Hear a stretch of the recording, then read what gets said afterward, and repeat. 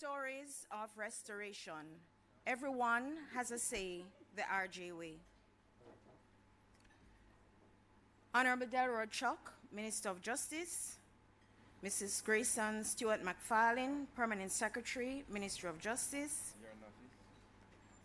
Mrs. Beverly Williamson, JP, representing the Custos of St. Andrew, Honorable Garfield Green, Custos of Manchester, Ms. Joan MacDonald, JP, representing the Custos of Kingston, Mr. Richard Troop, Director Safety and Security in the Ministry of Education and Youth, Ms. Sasha Ibangs, National Restorative Justice Coordinator, Reverend Ian Muirhead, Upper Room Community Church, Mrs. Carla Golotto, Founder, Stand Up Jamaica, Mr. George Young, Cultural Engagement Officer, British Council,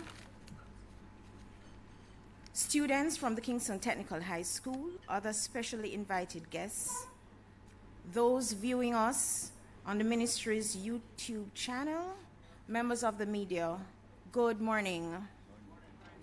Good morning. Good morning. It's good to be here. We're happy to be here. It has been a great week so far. The RJ coordinator and her staff have been doing a tremendous job in putting this week of celebration together. And it is a celebration. When we look at the numbers, when we look at the impact that restorative justice and its facilitators and its workers are having in every nook and cranny of Jamaica. Thank you all for being here. I am Kayla Sewell-Mills, Acting Chief Technical Director in the Ministry of Justice, and I will be your moderator for today's event. I am extremely grateful to be involved in this year's Restorative Justice Week, and particularly for today's event, the 14th Annual Restorative Justice Conference. When we look at the statistics since the start of this fiscal year, almost 2,000 RJ conferences have been held so far, and approximately 80% of these conferences resulted in an agreement signed by all parties involved.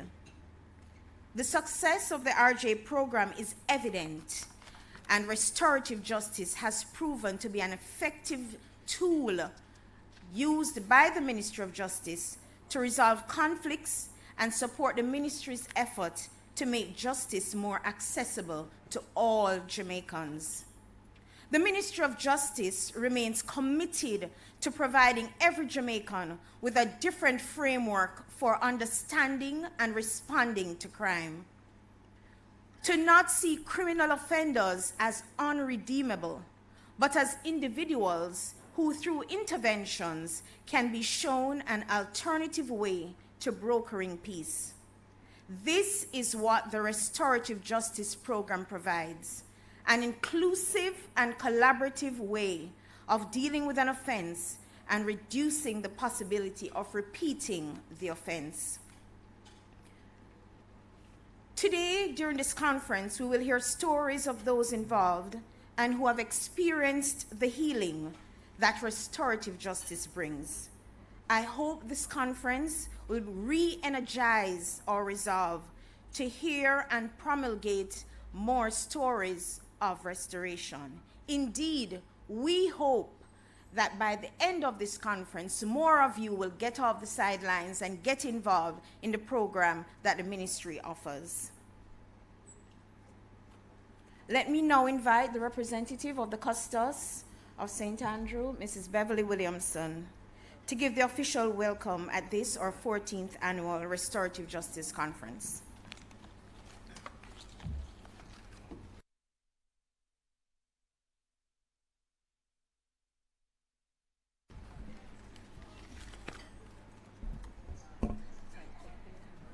Minister Delroy Chuck, Honorable Delroy Chuck, Minister of Justice.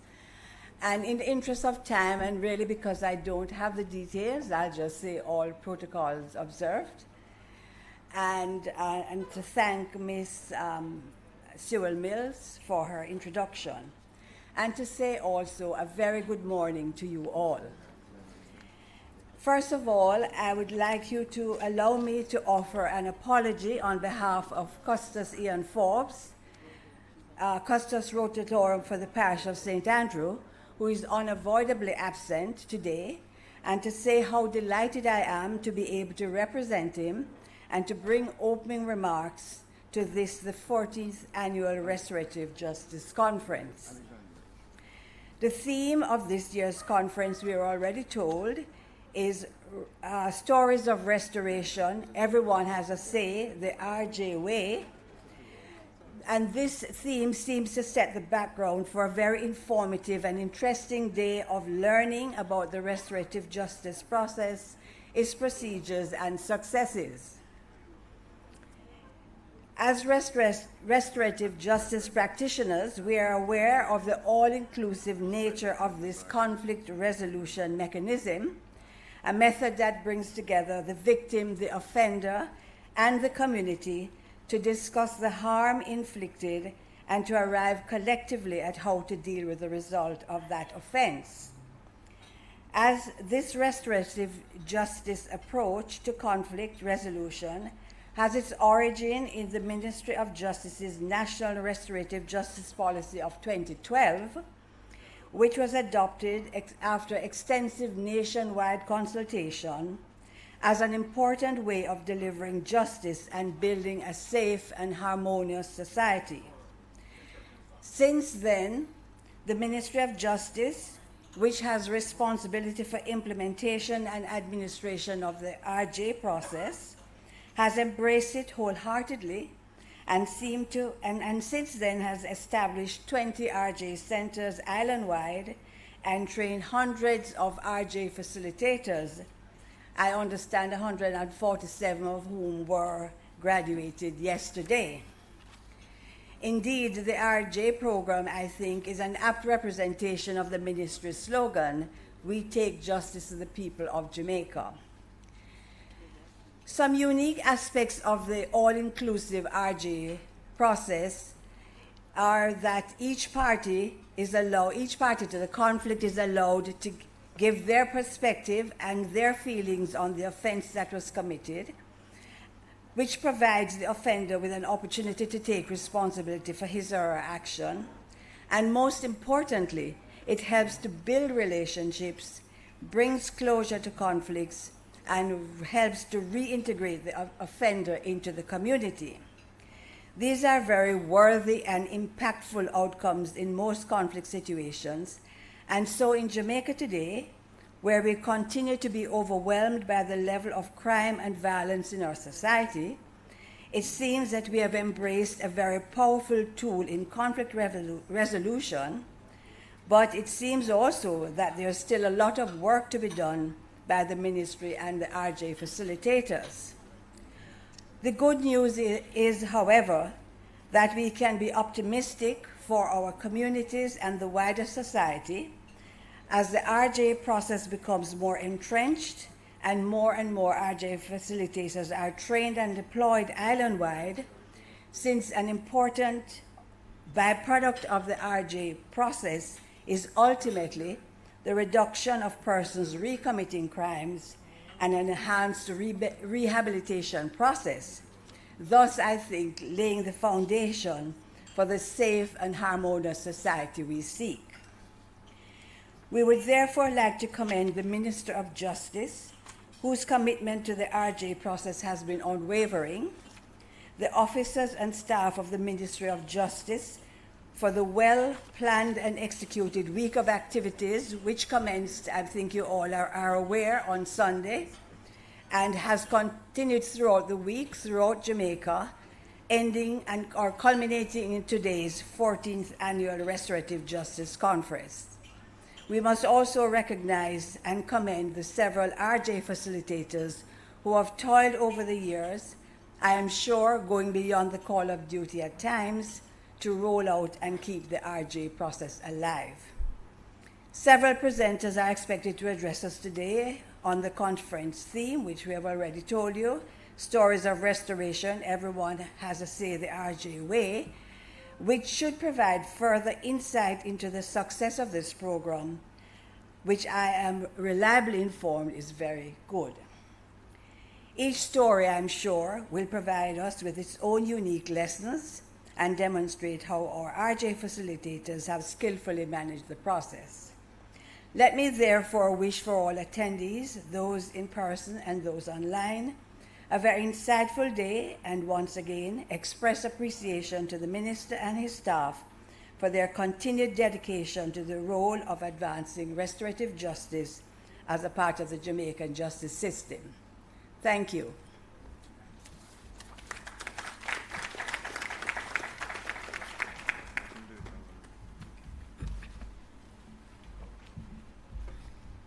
Thank you, Mrs. Williamson. At this point, we will pause and welcome Reverend Ian Muirhead, pastor of the Upper Room Community Church, to offer prayers.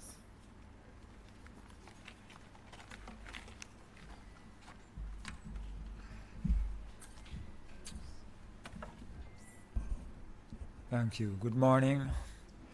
Could we all stand, please?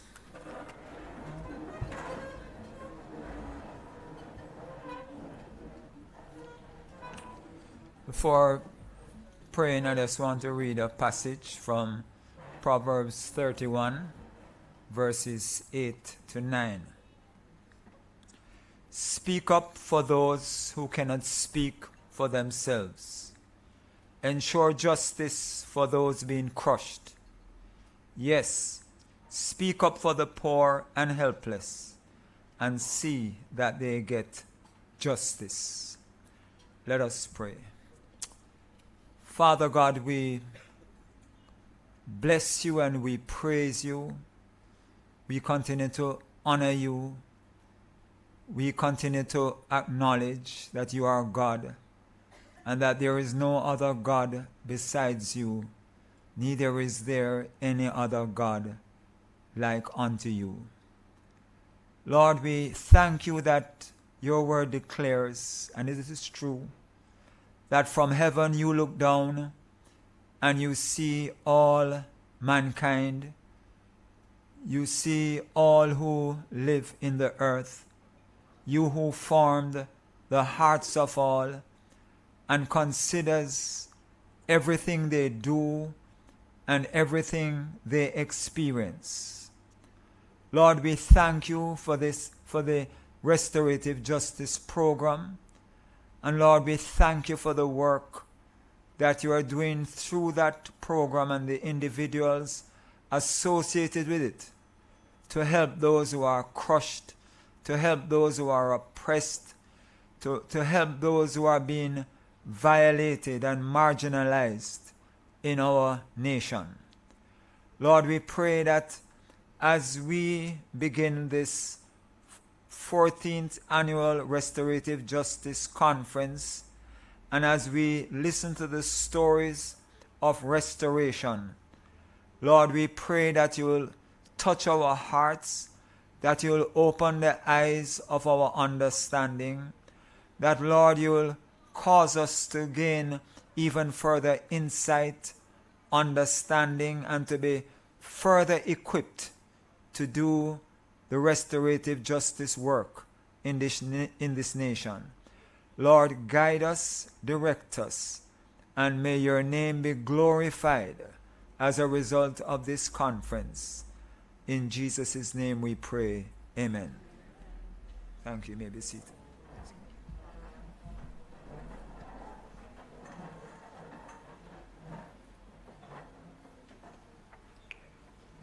Thank you, Reverend Muirhead. Indeed, the Ministry of Justice is committed to taking justice to the people of Jamaica and has been doing so through the various alternative justice services being offered to Jamaicans. Let us therefore delve a little deeper into the restorative justice way, where everyone has a say. I invite the captain who steers the MOJ ship, our permanent secretary, to give us an overview of the restorative justice process. Mrs. Grayson Stewart McFarlane.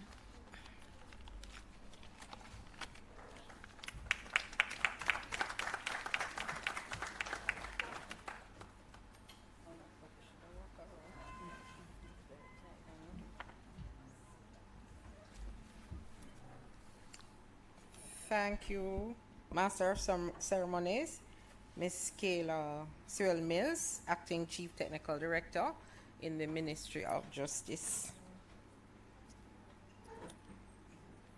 I am the Vice Captain. Skipper is to my left here.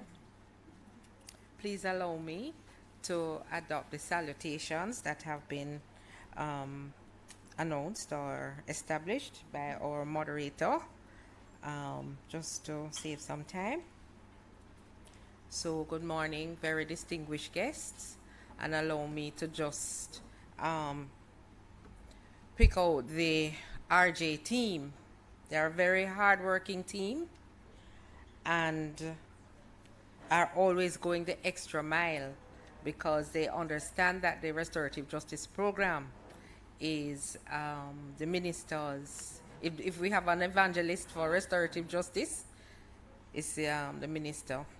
And so we all line up behind him on this program to ensure that we help to spread the gospel of restorative justice. So I've been tasked to lay the foundation for further dialogue today by sharing with you an overview of the restorative justice program. Restorative justice, commonly referred to as RJ, is one of the Ministry of Justice's flagship alternative justice programs. The RJ program is designed to reduce incidents of conflict and crime and to restore peace and harmonious living among families, colleagues, friends, and communities. This year marks over a decade of activities and initiatives to promote restorative justice across Jamaica. Our beautiful island is known for many outstanding achievements across several arenas. Unfortunately, our island's shining successes are often dimmed by its high crime rate. There is no doubt that Jamaica has a culture of crime and violence. While policies and laws have been written, updated and implemented with significant funding expended to provide our society and our security forces with more resources to tackle the monster of crime, our prisons and courts continue to be burdened under the weight of demands for the resolution of criminal cases. It is clear that another approach is needed to support traditional justice processes. That approach is restorative justice.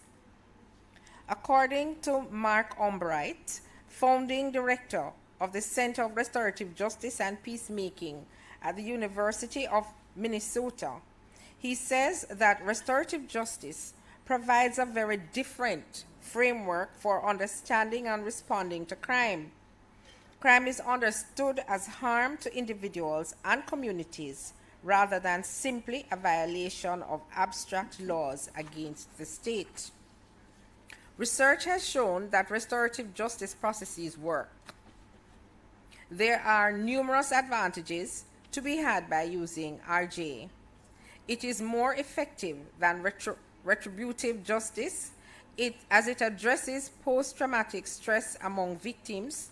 It reduces the feeling of revenge or reprisal compared to traditional justice methods, and it reduces recidivism for a variety of offenses. Simply put, restorative justice heals and restores. Majority of the cases dealt with at our restorative justice centers are referrals from the courts. Referrals to the program also come through schools, communities, and the police. Individuals who are involved subsequent to their referral receive an appointment for the process to begin.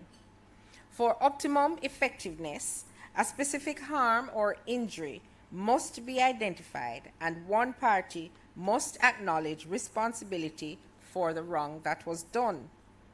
The process involves victim, offender, and community. The work of the facilitator is crucial in these sessions, which uses the tools of RJ conferences and circles. RJ conferences and circles allow victims to meet face-to-face with an offender or with the offender meeting with persons from a larger community in a family group or community. Facilitators guide the process, having involved parties come together to discuss the issues and focus on common concerns with an objective voice to provide guidance for the parties to agree on the most amicable solution in an effort to mend the affected relationship. The RJ process works because it views justice from a collaborative approach. Justice the RJ way involves victim, offender, and community in a search for solutions which promote repair, reconciliate, and provide reassurance. Some achievements of the program. The RJ program began with 7 pilot communities and 4 restorative justice centers with a public awareness campaign in 2012. Today, the ministry can boast a total of 20 centers across 14 parishes, with plans to establish even more centers in the future. The aim, ladies and gentlemen, is to ensure that each Jamaican has access to quality justice service at the community level. The vast majority of cases brought to the attention of the RJ centers are resolved. In fact, between 2020 and 2021, 90% of cases referred to RJ were successfully completed. Between April and October 22, 17,400 Jamaicans were beneficiaries of the program.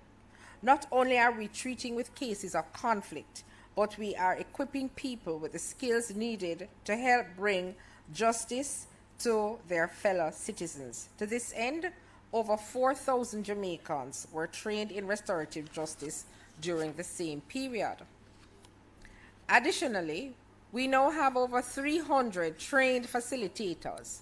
Just yesterday, during the RJ facilitators graduation ceremony, an additional 142 persons were added to that cadre of notable and dedicated facilitators. Many Jamaicans have benefited from RJ, as the courts are benefiting at the success rate of the program. The government of Jamaica, through the Ministry of Justice, remains fully committed to supporting the continued development and expansion of the restorative justice program. As mentioned earlier, the RJ way requires a collaborative approach. The ministry, in its efforts to take justice to the people of Jamaica, requires the partnership of individuals, communities, and entities that help us reach those who can benefit from this high-performing program. It is said that if you want to go somewhere fast, you go alone. But if you want to go far, you go together. We envision that this program will be taken to communities across Jamaica, and so we continue to look for ways to partner with facilities, government agencies, churches, and communities. As we come to the end of Restorative Justice Week 2023, let us continue to promote the stories of restoration, as our theme says. The ministry remains committed to taking justice to the people of Jamaica as we continue to promote everyone the RJ way. The success of RJ relies on teamwork and a common vision. I urge all of us to continue to work towards realizing a safer and a more just Jamaica. Thank you for listening.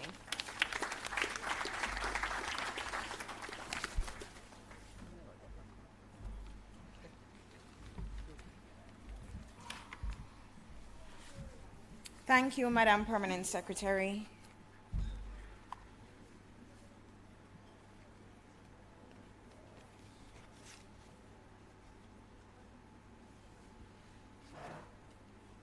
For the Jamaican justice system to be efficient, it requires partnership. In the last year, the Ministry of Justice has partnered with the church and the education system through memoranda of understanding with over 10 church denominations and the Ministry of Education and Youth.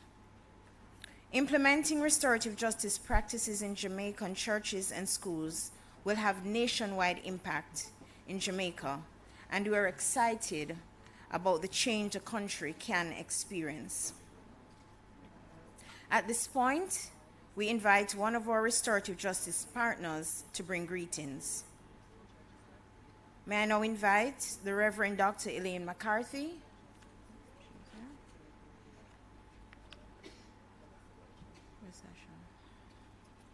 Chairman of the Jamaica Umbrella Group of Churches, to bring greetings.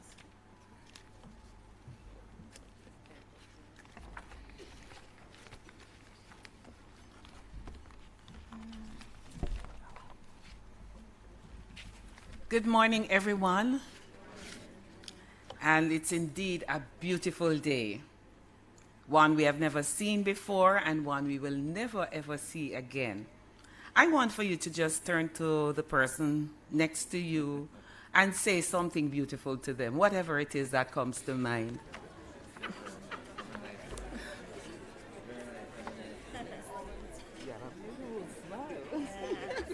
You too. Yes. Great. And I see some smiles going. Beautiful, beautiful. The protocol has already been observed, but I'd like to specially acknowledge our minister who has been given the title of being the captain. And so, he has been steering the ship, and we have been hearing about the results of it. The church is also involved, and so I'm here representing that community this morning. As I thought about the session we'll be having today, something starts running through my mind, and I just want to share a few thoughts with you.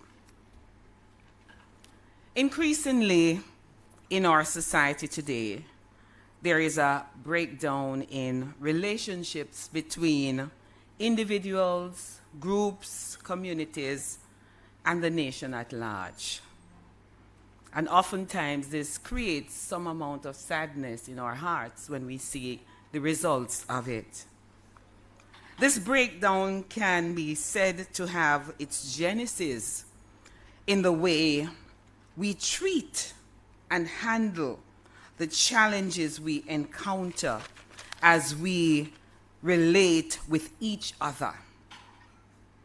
We are no longer amicable to sitting down and talk about the things which creates a strain in our relationships, but rather we become quick in taking the matter in our own hands. This oftentimes ends up in creating greater damage to what can be referred to as a fragile relationship. So the absence of talk is pronounced among us as a people. And everyone operates from a standpoint that I am right, you are wrong.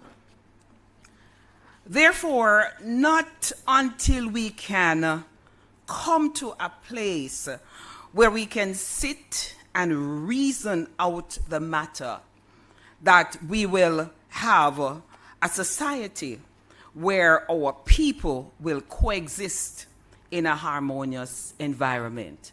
And this is what RJ is all about. My mind reflects on the book of Judges, where it was mentioned that it was a time in the nation of Israel that they had drifted from God and no longer had a relationship with him, and so became caught up with many of the vices that they would have rejected in former years. Does this sound familiar? Judges 17 verse 6 states, "In those days there was no king in Israel, but every man did that which was right in his own eyes.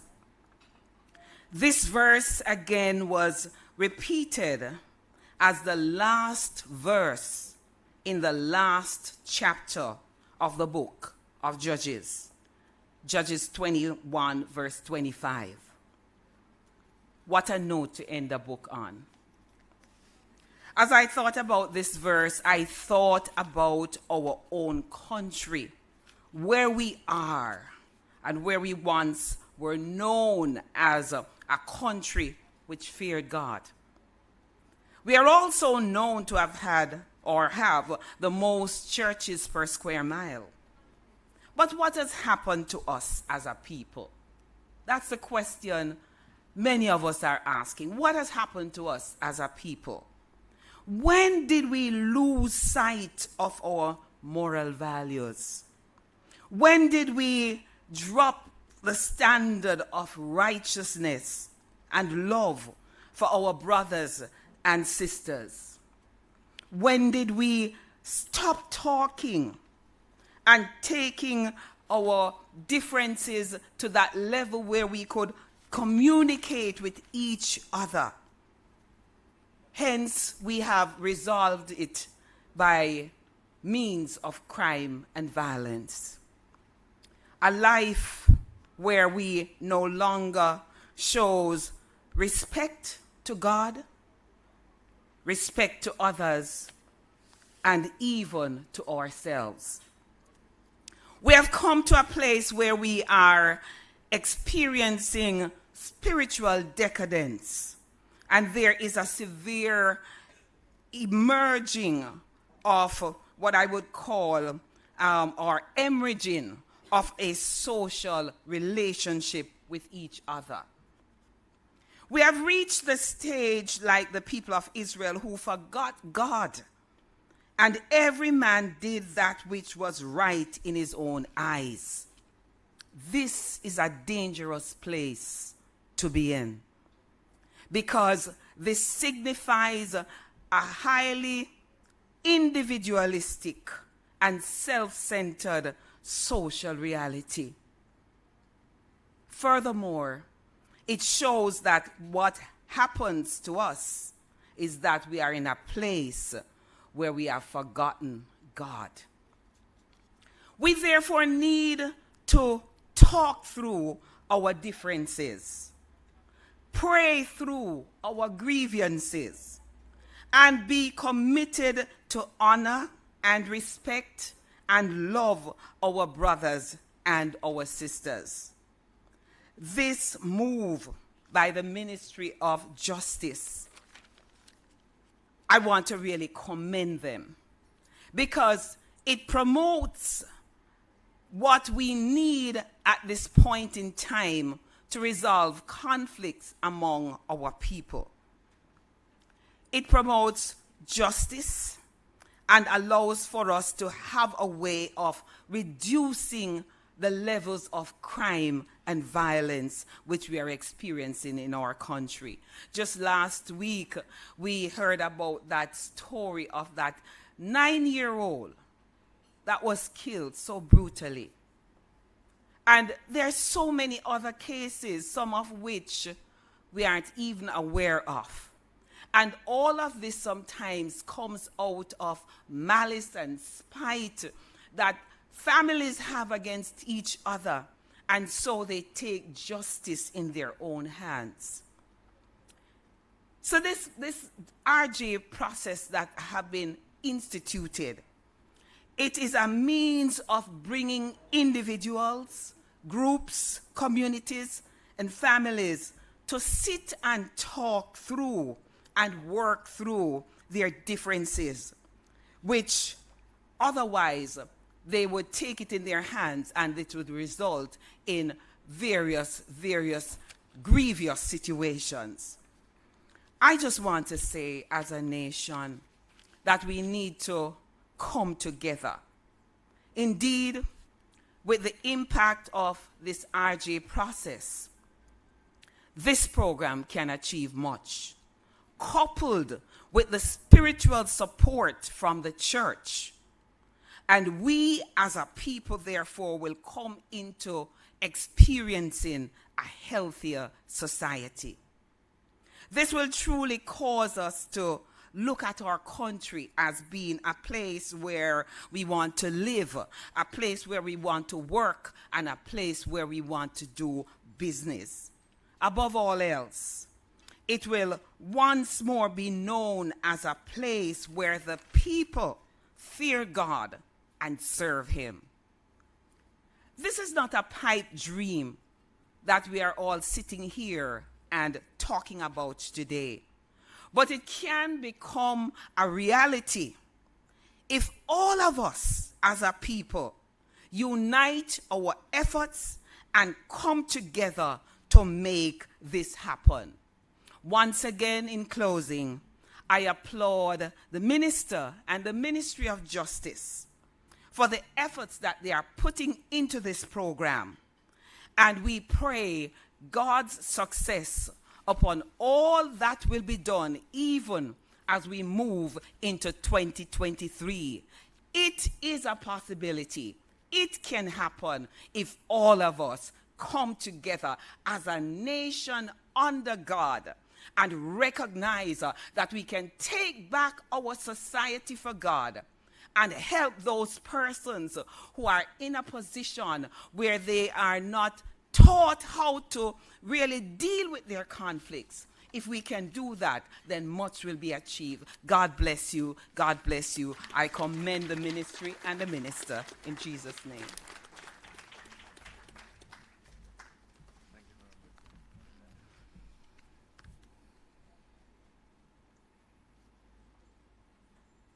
Thank you, Reverend Dr. Elaine McCarthy. Very, very timely words. We wish to acknowledge the presence of the President of the Jamaica Bar Association, Mr. Alexander Williams. And at this point, Mr. Williams, we invite you to bring remarks.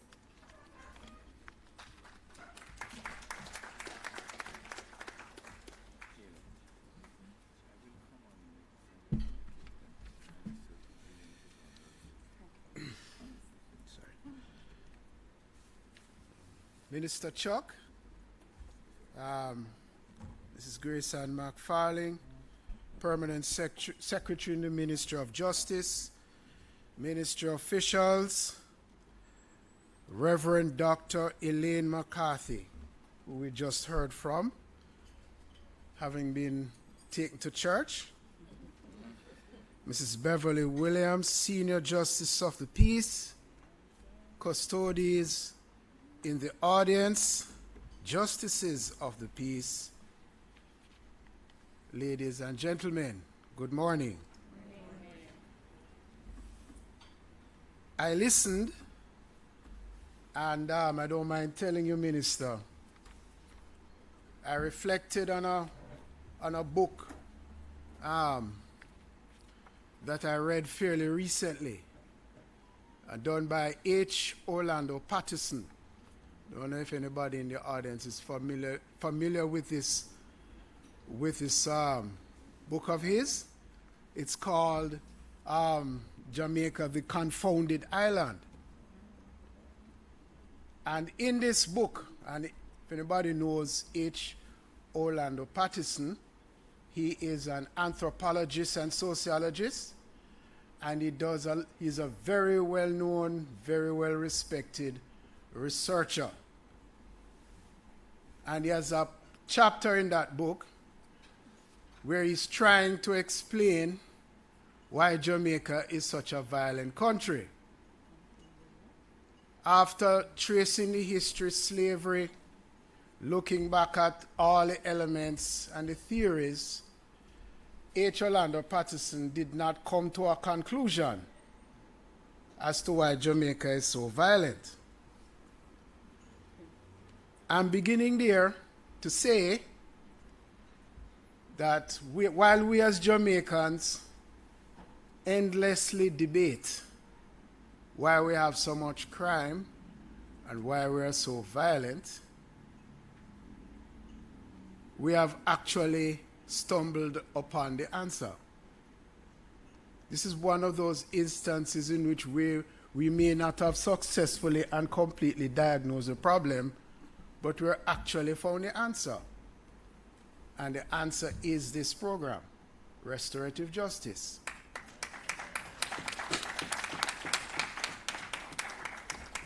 The reason why I say, from my standpoint, that this is the answer is I draw from my years of experience in the courts of this country and my own observations, which is that disputes between people begin, the casus belli, if you don't mind me using a little Latin, the catalyst that brings the dispute to the fore is an emotion. And that emotion is usually the feeling of disrespect and anger. If you trace, Minister, civil litigation, when parties having a dispute going on, it is the point where somebody feels disrespected or somebody feels anger that you run to court. Or when the crime happens at that point. Now, truth is, our traditional court system cannot pinpoint that emotion and resolve that emotion. You can get justice, which is the process and not the outcome. You can get justice by having a trial and everybody's heard and you come to a conclusion. But you really don't restore people to the position they would have been in before that point of disrespect and anger. We're just not capable of doing it in our courts. That's the truth.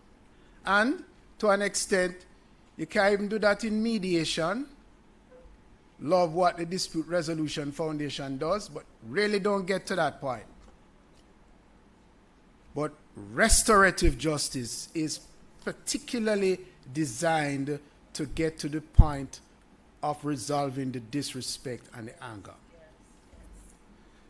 So I am very delighted to come here to give these brief greetings, Minister, to acknowledge with deep gratitude the work done by the Restorative Justice Program. I wish it could be expanded to cover every nook and cranny in Jamaica.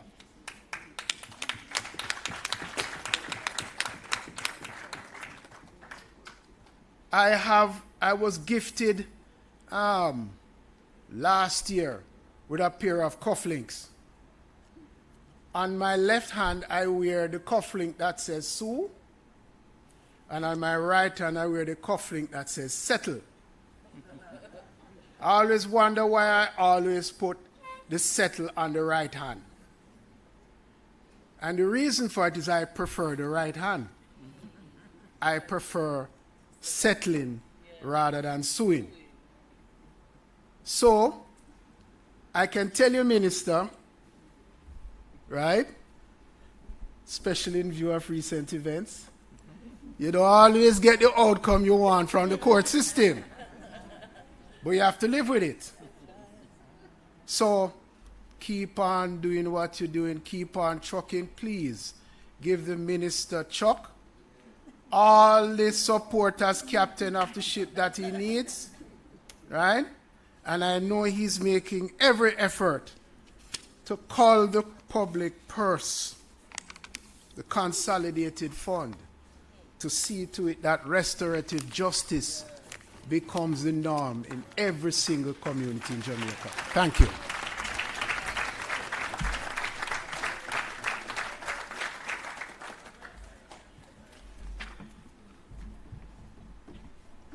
Thank you, Mr. Williams.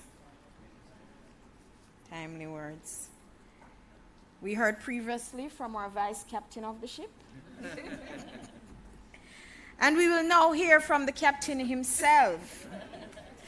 And to use the words from Mr. Williams, the captain who has instructed us on numerous occasions to take the message of RJ into every nook and cranny of Jamaica. I invite you, Minister, for your remarks. Thank you, Chairman and Chief Technical Director, Ms. Kayla Sewell-Mills. I will adopt the protocol, but basically just say welcome to all, including Costas from Manchester, Costas Green. I think a number of distinguished persons are here, the head table, and so on. If I may take the opportunity also to thank Reverend Muirhead for being here. I have to tell you, Reverend Muirhead and I go back over 26 years, and I will tell you why we go back, and we have been very close ever since then. And also, we meet again tomorrow, and I will tell you what it's all about shortly. But let me thank all of you for being here and participating in this week's Restorative Justice Week. We started on Sunday. I was in St. Anne, and we had a marvelous service there. And I know Costas Green and many other custodians across the island had a celebration in their churches on restorative justice. Again on Tuesday, we were at Hope Gardens, where with the Kingston Technical School team, remember they had a tragedy last October, we had a release of balloons where all the students and adults, including myself, all the negatives we wrote on the balloon and released them out of our lives, hopefully out of our country. It was symbolic. I thought it was a good idea. We asked the students to just write on the balloons what is hurting them. And for me, what is hurting Jamaica, crime and violence, disrespect, indiscipline, unemployment, those are what I wrote on my balloon, and I released them and hope they will all go away. But it doesn't come that easily. And I wish we had the simple answer to all of our problems. But you know, recently I was in Rwanda with the Chief Justice and a number of other personnel. And many of you may not have heard of Rwanda. But Rwanda is a very poor country, almost in the center of Africa. But just 30 years ago, they had one of the most outrageous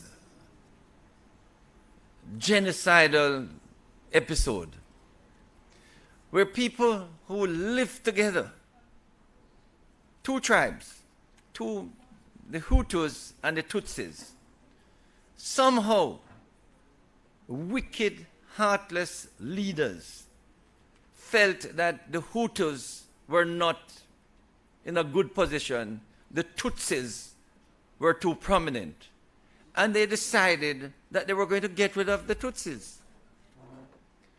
And they encouraged neighbors. Simple difference, you know. They came from different tribes. When you look at them, I don't see much difference, but they know the difference between one another. And they encouraged the Hutus to get rid of the Tutsis. And they were using batons, stones to kill the Tutsis. And many of the Tutsis were begging, shoot me, because they were beating them to death. And they killed over 1 million. Over 1 million in a short space of time. Threw them in the river. And somehow you got the feeling they were saying, go back to Ethiopia, because they felt that the Tutsis look more Ethiopian than they do. Can you imagine that? And after 30 years, they have reconciled. And when you go now to Rwanda, not only is it fairly peaceful from what you can see, but it is one of the cleanest parts of the world. Because the leaders recovered and decided once per month, we're going to all get together, encourage love and tolerance, and clean up the place.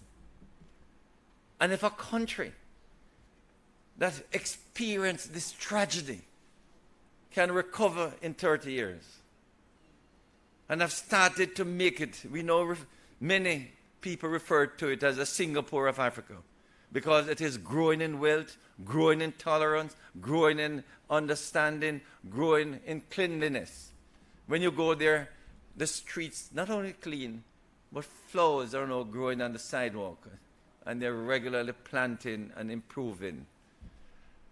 And the President Paul Kagame, last year, he says, if Ukraine can feed the rest of the world with grains, Rwanda is going to grow enough grain to feed the rest of Africa. Can you imagine? And I'm saying, I'd just like to welcome Minister Williams. Please join us, Minister Williams. She told me she would have been a bit late, but nice having you, Minister. And I'm so happy that Minister Williams is here, because as many of you know, we are working together in the schools, and that balloon release on Tuesday, Minister Williams, we were together up at Hope Gardens.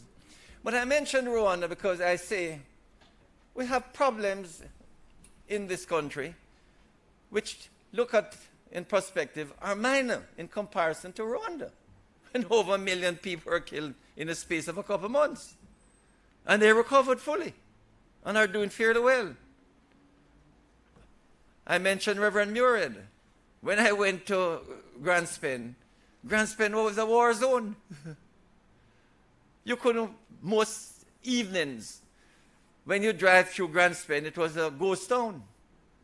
When I went there in 1995, and I drove around in the evening, you see nobody on the road, because there was just gangs fighting one another across the streets. And then I decided that we are going to bring peace to Grand Spain, and I started out by saying the church is the best people to work with. And we put together a ministers fraternal. And I work with the ministers fraternal, and that is how Reverend Murad, who is still the chairman of the ministers fraternal and also the community police management group, Reverend Murad and I have sat at gully banks with gunmen.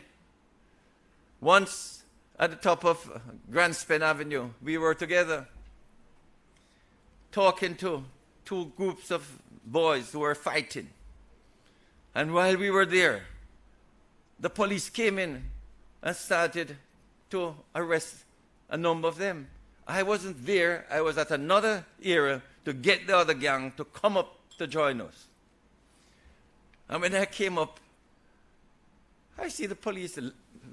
You know, you remember Agana Bar, that group of 30 that were taken up to Constant Spring? That's what they planned to do. And I had to put my foot down and say, what are you doing? I said, you're going to take Reverend Murad into the van too? I said, listen, man, tell me who you want. And they only picked out 2 persons, took them to Constant Spring. We were able to go back to discover they really didn't want them. But it is that level of hostility that existed in the communities that we were able to calm. And whereas in the first 5 years of my entry into Grand Spain, I'm sure we were averaging in excess of 20 murders per year. In the last 20 years, I'm sure we have averaged less than 2. Maybe 1 every now and then. And oftentimes the few murders we see in Grand Spain is that people coming in, not necessarily from the people there. But the point I'm making is, all the communities who didn't interact with one another have been able to reconcile. And now the only problem we have there is too much noise, too many parties. Too many, everybody going across from corner to corner. Every night they want parties. Certainly every weekend they have parties. But Jamaica can be a peaceful place. The disputes, the conflicts that emerge because of differences can be settled. And what we have done with restorative justice is to provide a mechanism for persons to really get help. They don't have to fight it out. They don't have to use violence, abuses, oppression to get others to comply. What is important is that they must know that in a dispute, it can only lead to further aggravated abuses and violence. And so what we are trying to do with restorative justice is to get parties in dispute to really come to the restorative justice centers or report it to us so we can get a facilitator to assist. Because that facilitator, if he or she can encourage one side to really accept that you have done wrong, although the usual thing, not my fault, always, nobody accepts responsibility. So the real challenge is how you get one side, maybe both sides, to accept that they're wrong, and from that accepting responsibility, then a process of forgiveness can begin.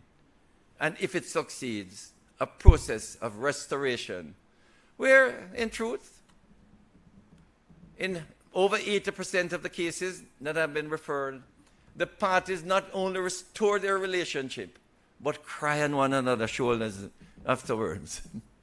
They could not believe that the little issue that separates and destroys them could be so easily resolved. And we have these very simple matters across Jamaica that are destroying families, destroying neighborhoods, destroying friends, when with help, they can be resolved. And that is why the Ministry of Justice is determined to take the practice of restorative justice right across every school, every church, every community.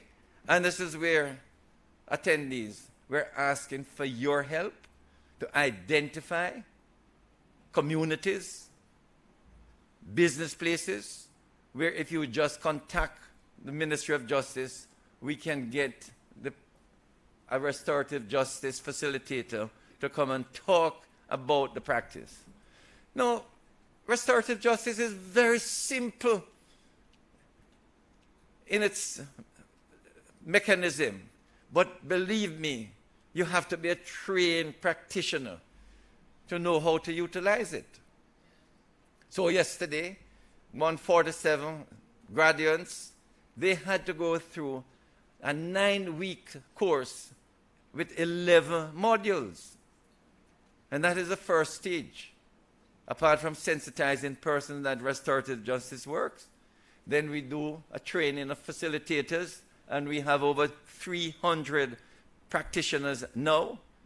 But those practitioners, if we want them to go and sensitize, to be a trainer, they have to be trained to put on a 2-day program. And that's another 4-day training in order to put on a 2-day program in the schools, the churches, or the communities. But then the trainers themselves, they have to go through sometimes a 6-month program how to train facilitators. So it is a very huge program with different levels. But the most important thing for me is to get the information to every nook and cranny across Jamaica. And that is why, as minister, nearly every month, I'm in the parishes, or I go to the churches, or to the schools, and I speak about restorative justice and urge persons to refer matters to the restorative justice centers or to the Ministry of Justice. The truth is, we want more referrals. We don't know where the disputes are. We can't find them. We know there are many homes that are battlefields at night and at day. How do we get that family to either come to victim services or to restorative justice? We know now, we can see it in the schools, and the minister and I, we have worked out a protocol to get these students and their families and the school community into restorative justice. We know that in many communities, huge amount of violence. How do we get the parties to get together. And I know it can be done. When Reverend Muren and I work in Grand Spain, we were able to bring the gangs together. They were meeting in the vestry. They were meeting in the church hall. They were meeting at the police station. They were meeting on the gully banks. And by a process of interaction, they were able to overcome their differences. So Jamaica needs and can become a peaceful and safe place. But we all have to work in partnership. We have to have that vision of Jamaica being a place not only to live, work, but to retire and die. That's my great hope, that we can get most Jamaicans who born here to come back here and bring all them savings and retirement money back to Jamaica. Okay? So I want to thank all of you for being here and assist us in being missionary zeal for restorative justice. Thank you very much.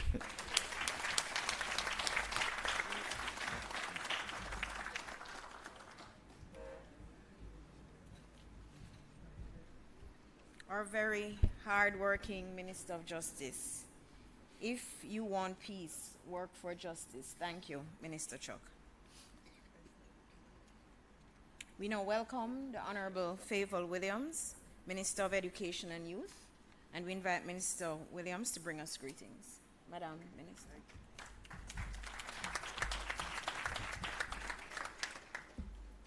Good morning, everyone.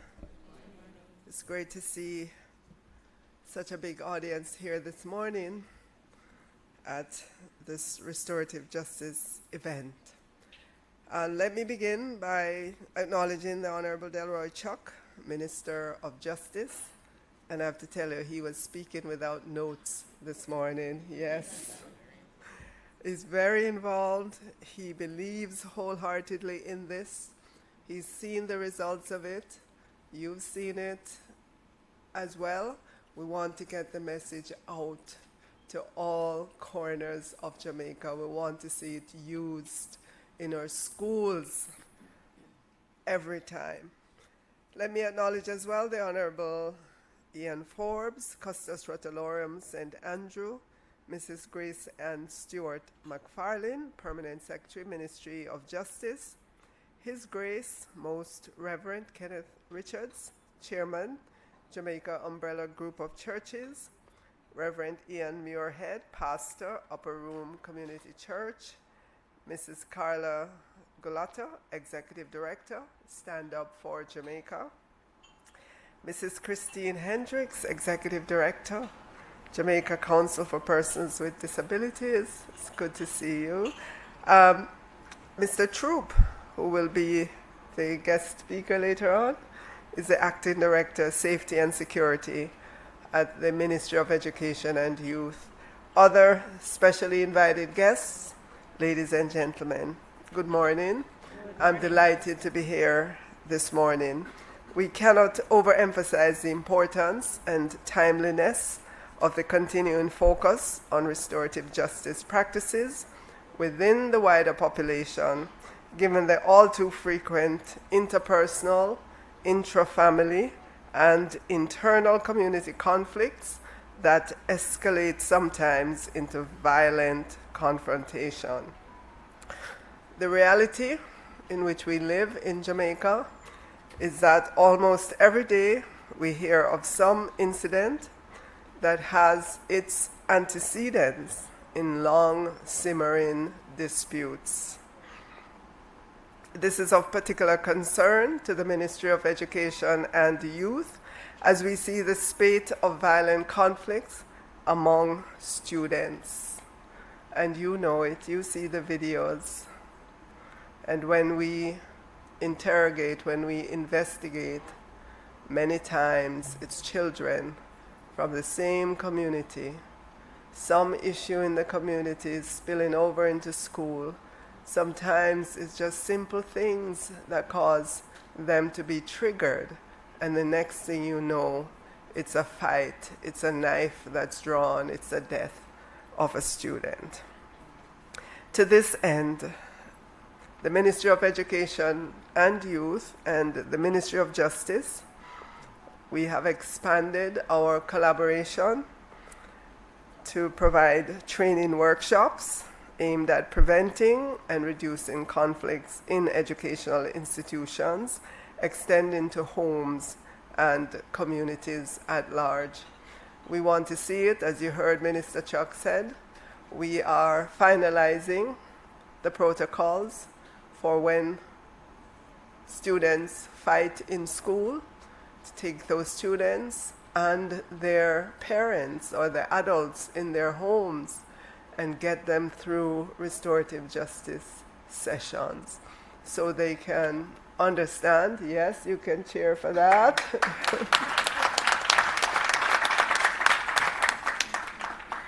We need to get the perpetrator and the victim in the same space talking about the issues.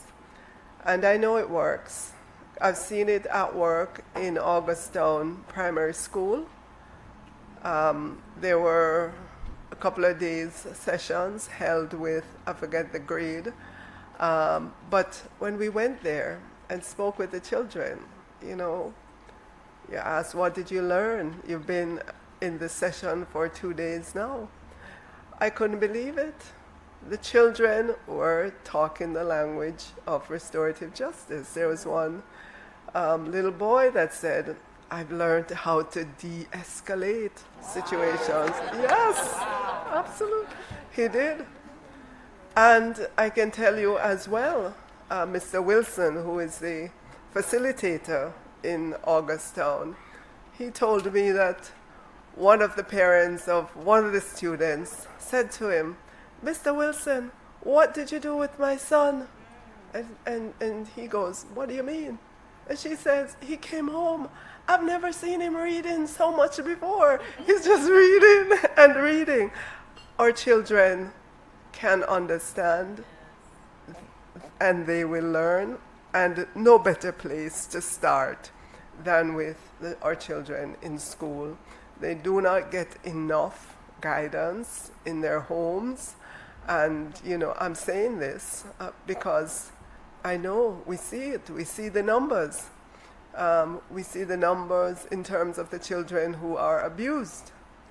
Our Child Protection Agency reports that annually some 12,000 cases of abuse happens.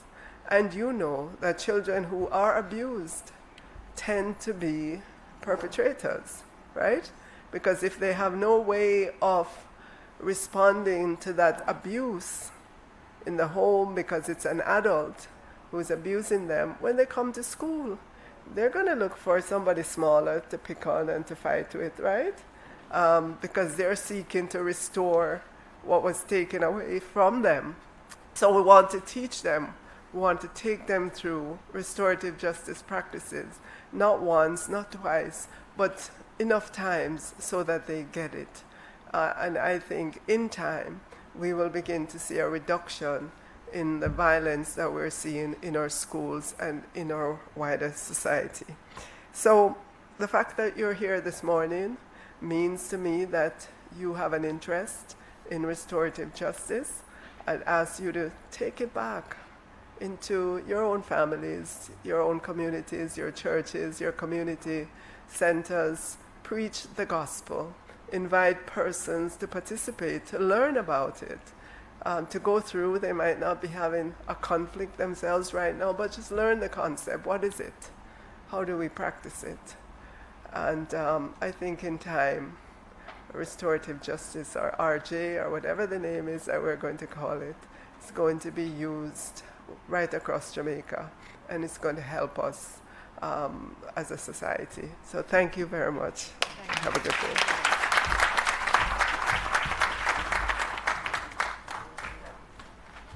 Thank you, Minister Williams. We are grateful for your support and your commitment to the program. Ladies and gentlemen, the theme for today is Stories of Restoration. Everyone has a say in the RJ way.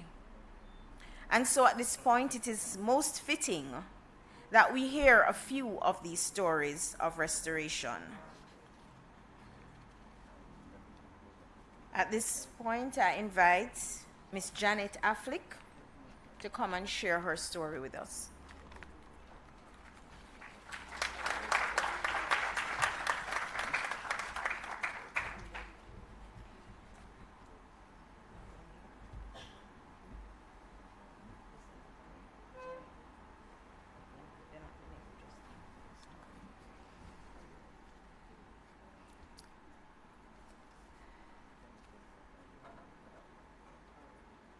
Thank you, Miss Kayla Stewart Mills, the Honorable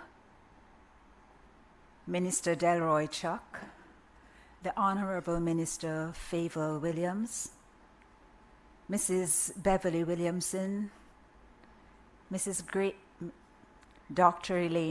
Reverend Dr. Elaine McCarthy, members of the head table, custodies, distinguished guests, ladies and gentlemen, good morning. Good morning. Here is my story.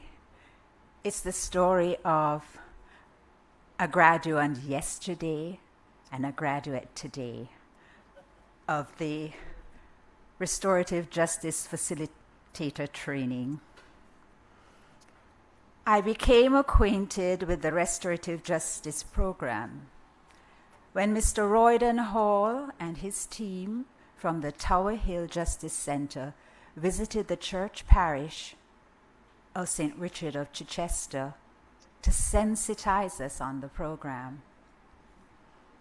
It was an eye-opener.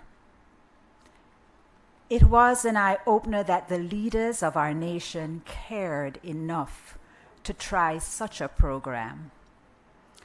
It was an eye-opener to see young people so enthusiastic about the process and the possible outcomes. This thing looked like it had potential, and it was aligned to my life values: respect for the person, justice, fairness, consideration, and truth, among other things. This looked like something that could and would make a difference in people's lives. It would not be a 9-day wonder. When they asked for volunteers to be a part of the program, no one had to ask me twice. Here was an opportunity to move beyond grumbling about the state of our nation with other grumblers and to contribute to making it a better place.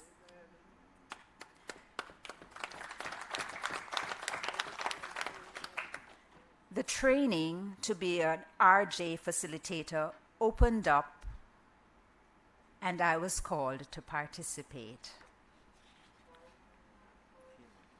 It was more than I bargained for. Aspects of the training insisted that we take a good, real, solid look at ourselves, take stock of our own values and attitudes, and face our faults, triggers, and failings, as well as our strengths and desires. After all, we cannot give what we do not have. We cannot reveal what we do not know. The various exercises in self-awareness were disarming. So one could say I was disarmed and rearmed. The theory done, we began a practicum that is referred to as 3, 2, 1. That too was another unfolding. We observed 3 meetings. That was daunting. That was a very daunting exercise for me, because to observe only and not say anything was a challenge. My personality says summarize situations, implement your own resolutions, and get it over with. but I kept quiet because I wanted to be a part of this. I'm glad they were strict on that too, because in keeping quiet, I was able to observe that when persons felt safe to speak, no counter talk, no questions, no suggestions, then the truth of what really caused the harm to occur would come out. I observed, as our trainer, Mr. Hall, always asks in the post-conference meetings, what did you observe? I observed that most persons expressed the desire to find a way out of the endless maze of conflicts and revenge in which they were embroiled. These observations left me with the distinct impression that persons going through the RJ process were hoping against hope that it would work. Then came 2, the second phase of the practicum. I was now asked to co-facilitate, so I can speak now. This entailed assisting the facilitator and ensuring that the paperwork was properly done. In this phase, I could speak, but found that my mindset had already changed to one of listening and wanting both parties to listen to what each other had to say. It was at one of these co-facilitating conferences that I came to fully understand how much trust persons were putting in the process when one of the individuals in the conference said that she had heard that when a matter comes to the RJ, the truth will come out. They always get the truth, she said. She put her trust in the fairness of the process. And then came the great moment of reckoning. I was to lead 1. So we have done 3, we've done 2, and now it's 1. My knees shook. I visited the restroom about 3 times. I took deep breaths. What was making me so nervous? I realized that what we were doing would impact real people with real challenges, some of which were out of their control, and others controlled and would be controlled by the choices they would make in this conference. The choices the parties make would be dependent on the stories they told, and the way suggestions and questions would be posed to maintain dialogue between the parties so that they could arrive at agreements that would be instrumental in repairing the harm and mending broken relationships. I was simultaneously confident and not confident, but we were taught to focus on the outcomes we wanted. At that point, it also came back to me that it was not about me, but about the healing and restoration we wanted to see. Calm returned, and one of the good things about the RJ process is that we don't do RJ conferences alone. We partner, lead facilitator, co-facilitator. You are not alone as a facilitator. Where you're missing a beat, your co-facilitator will keep the rhythm for you and with you. I have fully bought into the RJ process because it's not a 9-day wonder.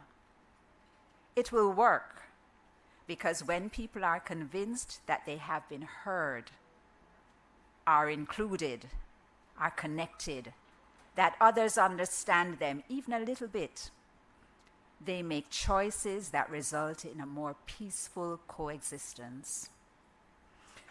I understand that an RJ facilitator is like the salt that gives flavor. Once it's in the mix, you don't see the grains, but the real flavor of diverse foods come out. It is for this reason I know how imperative it is that we, the facilitators, guard the RJ process to the detail. If we keep the mantra to guard the process, the RJ process will not fail. I know it will help to bring about the transformation we all want to see in our nation, changing from a culture of selfishness, terror, and death to one that is more secure, just, cohesive, and peaceful. Saint Francis of Assisi asked the Lord to make him an instrument of God's peace. He asked that where there was despair, he could bring hope, and that he would like to be, rather than to be understood, to understand. This too is what we are called to be for those persons who accept to go through the RJ process. It's what we, the facilitators, are called also to be to each other. I have come to believe that once we come to the understanding that I am because you are, we will once again be our brother's keepers. God bless you all.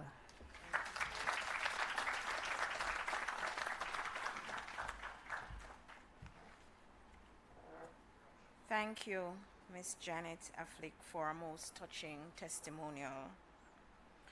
When a matter comes to RJ, the truth will come out. That was most profound. And we thank the guardians of the RJ process for the work they do and for the trust that, based on their work, that their clients have in the program. Just to apologize for the minister who had to step out just for a short while, and he should be back a little later. We now invite Bishop Patrick Haddon to give us another story of restoration.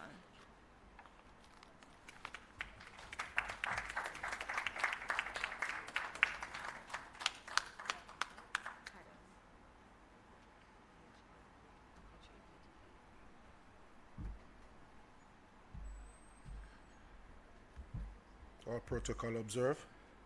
I wish the Honorable Dr. Is it Dr. Delroy Chuck was here. We tell him to big up himself, because in a Jamaican language would have said the thing shot.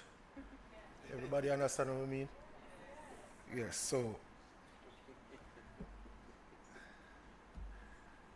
as a pastor, the first time I was introduced to the restorative justice, I was most excited.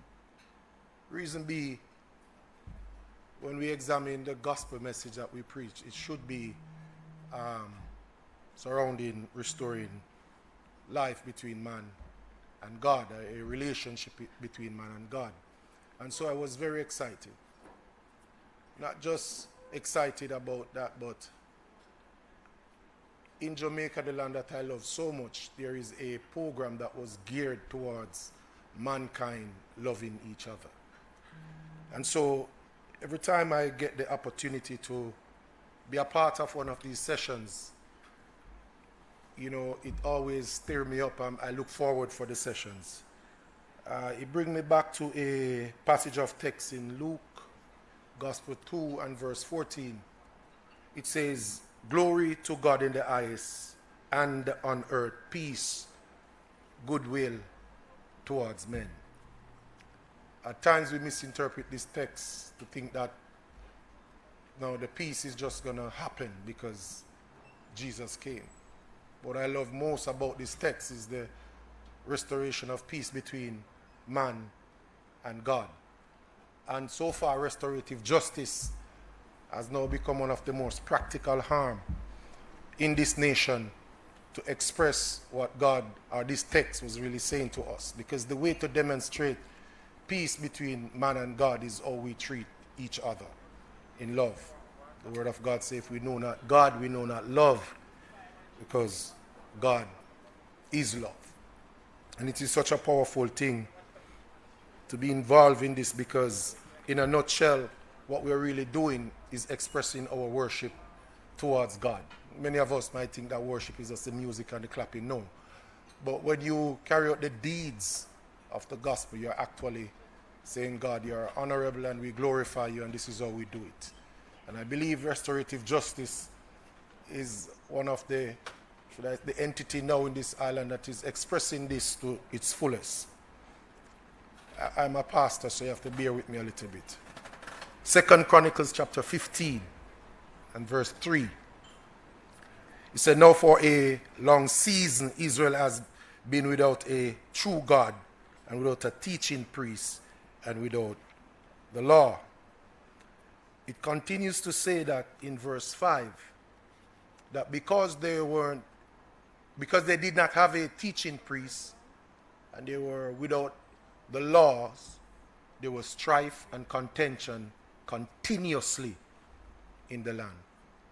The point I'm making is that if we do not have a mediator to bring about peace, we're going to be left with fightings and wars. Restorative justice has come to bridge that gap. That Jamaica can so far have what we call a most significant, or should I say a most historical significance, one that will establish and be entrenched and embedded in the minds of people, especially us that are participating in this particular session, to say we are taking this thing on our backs and we are going to ensure that we see Jamaica under God and increase in beauty. So my story, I have some very unique experiences. One in particular, there was a situation from a particular community. The mother and the daughter and the grandchildren, they were in malice for such a long time. And the situation ended up in the court. And then it was now referred to the Tivoli Garden RJ Center to deal with the matter. What started the feud was a very, very simple situation. The mother said that he no want nobody put no pot in her fridge. If I no fear pot go in her fridge, no put it in there. She came home from work and there was a pot in the fridge. And what started the dispute, the pot wasn't clean. And she take the pot and no fear pot. I don't want nobody pot in my fridge. So she take the pot out of the fridge. Only to find out that it was her daughter put the neighbor pot was in the fridge. She believed that the neighbor wasn't a nice person and the daughter was, let me see how I can say it now, too sympathetic towards the neighbor, and she didn't have no ambition and she didn't have nothing about her. But the neighbor was battling cancer. So the daughter was being most helpful, thinking that she can support the neighbor by putting up some of her stuff. The mother was adamant that her dirty pot nothing in my fridge. So the whole thing caused a major dispute and it ended up at RJ.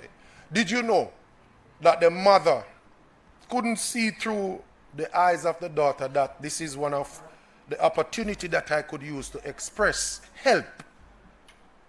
And she believed that by doing this, she was being a good parent. Now the daughter in return now, because the mother loved the granddaughter, she take her daughter away from the grandmother as a means of punishment. So we have the family now become divided. Mother and daughter they are caught because mother fling a pot, whole dispute start, and then the daughter took away the grandchild, which is the mother's comfort, the grandmother's comfort, and the thing end up at court. Mother, two sisters don't talk. Granddaughter can't say mother, neighbor and mother don't talk. All because of a pot in the fridge. In a nutshell, by the time we were finished with them, the mother realized that she was doing harm to the person with the cancer. She wasn't being too sympathetic, and to lend a helping hand would be most, being seen as most humane. The daughter ended up bring back the grandchild for the mother to see the grandchild, and the matter take its own little time and resolve. And today, the mother and the daughter is on speaking terms, and the other sister that they say is the dictator is now listening, and restorative justice has restored a family, and that family is no longer divided.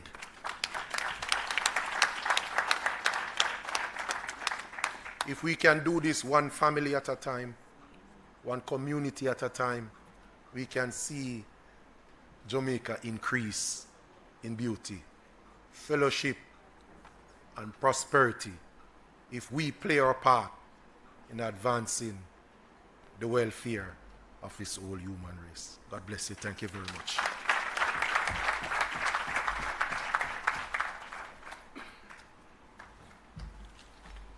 Thank you, Bishop Haddon.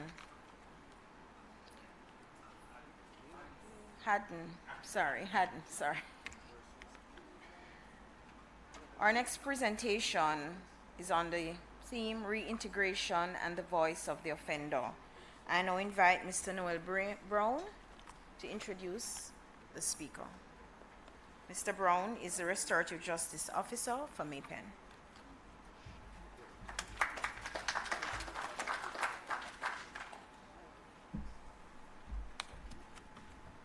Thank you, Mrs. Mills. Members at the head table, specially invited guests, colleagues, ladies and gentlemen, good morning. I've been asked to introduce Miss Carla Golata. She was born in Italy,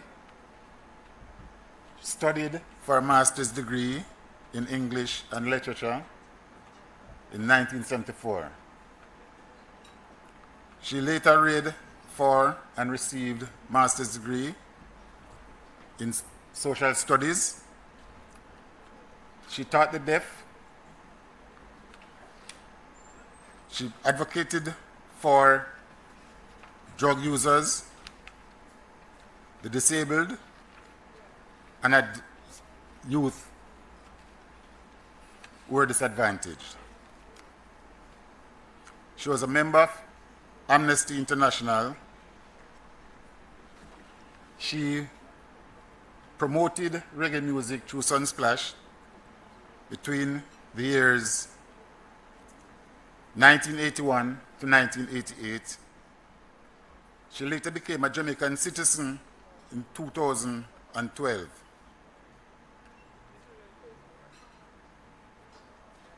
Yes, 2012.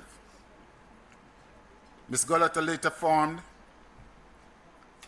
the Stand Up for Jamaica, who has done numerous work in the prisons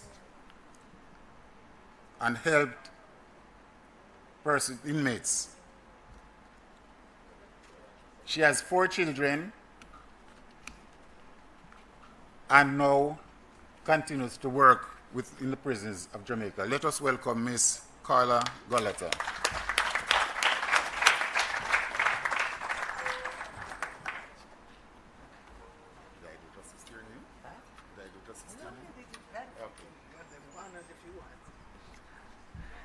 Good morning. Thank you for this lovely presentation. All protocol observed. Allow me to go straight to the core so I avoid to make some mistakes. As it was said, I am the director of a human rights agency called Stand Up for Jamaica, and we work on projects. Among them, one of the biggest one is at correctional services, where in partnership with DCS, Ministry of Security, we are running rehabilitation programs. Rehabilitation means hopes, right? Means the fact that somebody has done something wrong, is punished for that, it is due, but you give him a second chance, possibly. It is kind of challenging sometimes, because we are in need of instruments, we are in need of finances, we are in need of support. But it's one of the many ways that Stand Up has chosen to fight crime and violence in Jamaica. There is a target of 4,000 and more people which were in conflict with the law. According to the majority of the people, they think that there is a bunch of murderers. It's not like this. Most of the people are incarcerated and detained for short terms. Larceny, thieving, whatsoever. 2 years, 3 years, 5 years. If you look at the data, which are very important, those which are incarcerated for 25 and more years is 6% of the population. That means those people which are in that situation in a prison, in a correctional services, they have a short serving time, and they will go back to society soon, using the serving time as a building time. This is a strategy, right? Use the serving time as building time. The time when you try to create what Jacques was calling a better man. A better man is well needed, because if they go back to society same way how they came to prison, you know that you will have reoffenders. Among the general population, we learned, according to some numbers which were offered by DCS and by the police commissioner, that 1 out of 3 is a reoffender. That means 1 out of 3 is coming back to the prisons. Among those which are in rehabilitation, which are around 2,000 and something, if I'm not wrong, it is 1 out of 100. That means it works. And it must work. And one of the new components that we really love and appreciate is restorative justice. In partnership with DCS, Ministry of Justice, and the unit of restorative justice, restorative justice has been introduced in 2017, sort of pilot, to see how we were able to manage. But behind that choice, there was a sort of common vision, which means let's start a process of healing. Let's never forget the victims. That is something that sometimes is behind the scene. They are still alive, they are suffering, they are in need to be assisted, helped, and sent back to have a normal life. We started the first project, and it was working pretty fine. And I have to say that I'm particularly happy to say that at this point, the restorative justice project has been expanded to all institutions, and it is involving, don't clap me, it was not me alone, we did it all together, right? Involving all institutions, all incarcerated people, all officers, and all probation officers. All of them are going and went mainly through sensitization sessions, and then from there, cases are picked up. As I said before, I fully trust restorative justice as a very precious instrument. But through I was asked to tell a story, I will tell you a very small story of an example. Out of those people which we have been working with, there is a Peter, false name. He was an excellent mason, excellent. He was a hard-working person. He was building a lovely family with wife, 3 children. He also was building a house, trying to set his foundations, right? He was drinking a little bit too much. He was smoking ganja a little bit too much. And sometimes he was kind of not controlling himself. Until one day, he went to work and learned from his co-workers that his wife was cheating on him since sometimes. He got mad. Can I say that? He got mad. And he went back home. There was a huge quarrel. And he ended up stabbing his wife. The wife died. He was incarcerated for 20 years and odd. The 3 children became hostage of the hate between the 2 families. There was a family which lost her dearest person, their daughter. There was another family which was caring about the children. They were willing to see them. Impossible. Impossible. Peter was basically crying every day for what he did. He was not a murderer or an assassin. He was somebody which lost completely control of his life. But he made a damage to somebody else's life. So he was part of the Restorative Justice project, and he was behaving so well that he received parole. He became a sort of pastor. He was teaching to others. He was training others. Amazing. The process started with the 2 families which were not living in Kingston, so we had to travel up and down. It was not so easy, especially when the adult vexation, hate, negative feelings was forgetting there were children caught in this war, right? But little by little, it was starting to work.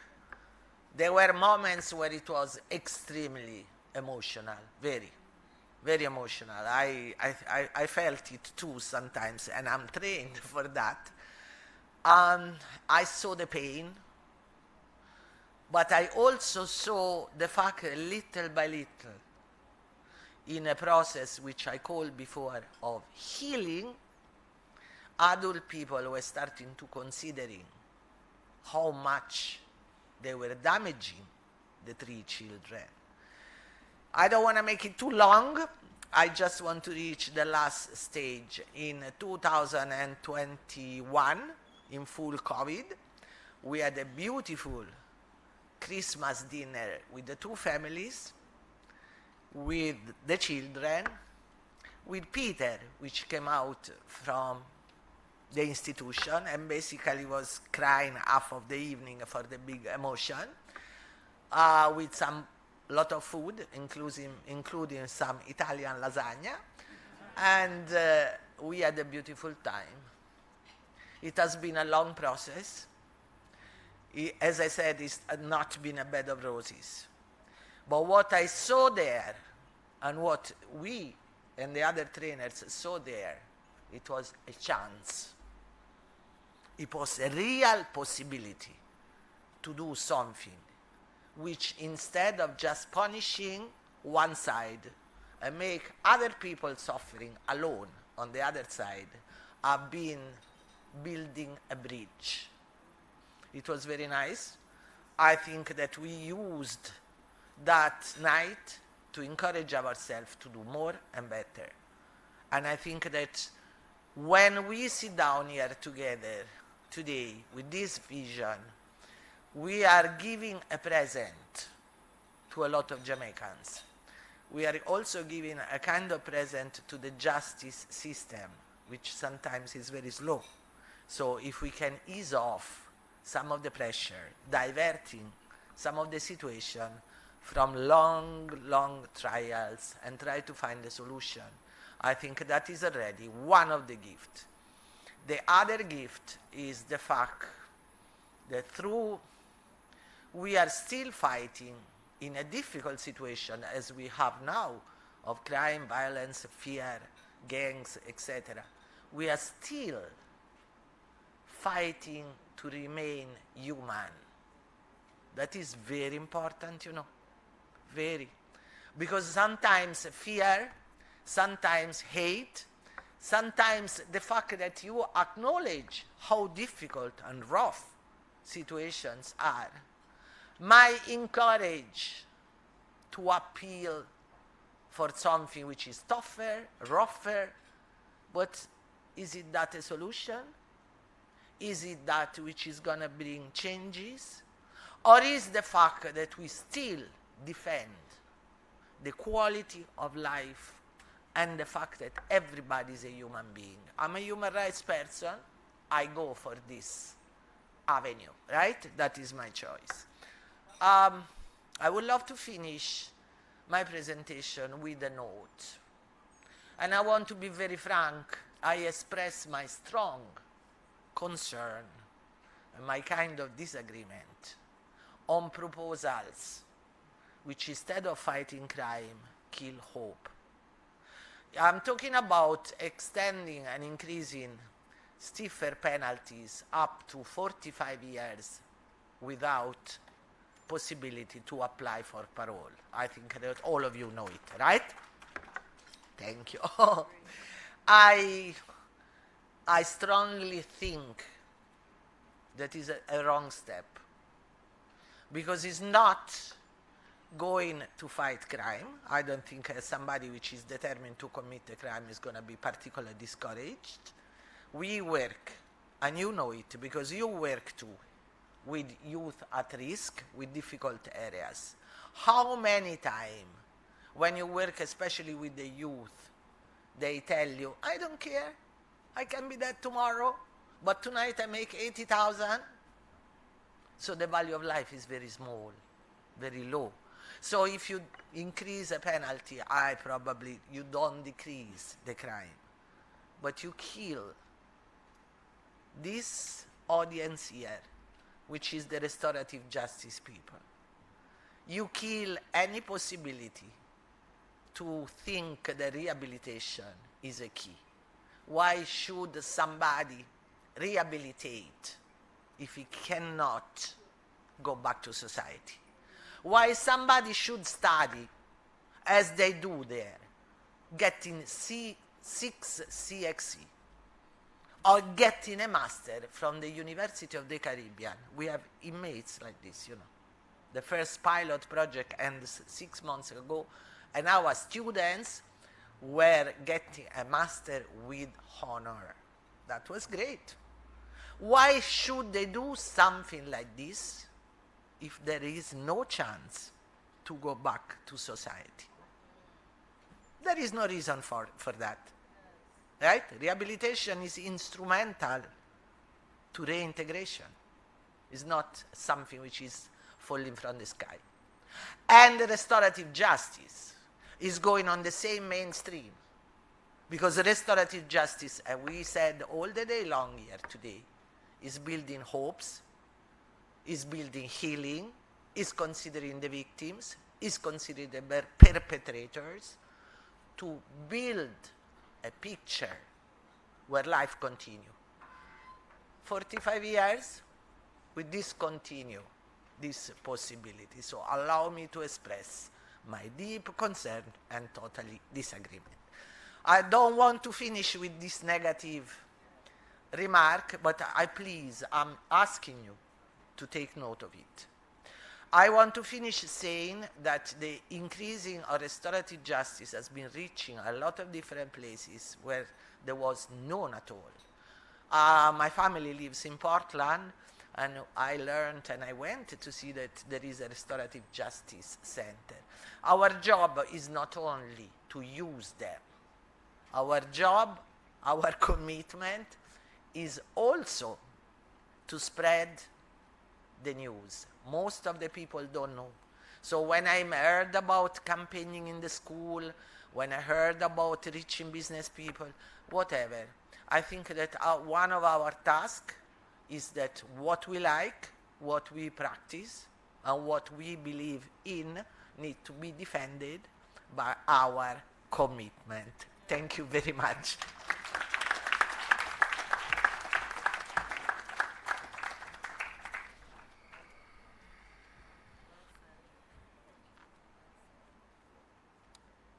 Thank you, Mrs. Galato.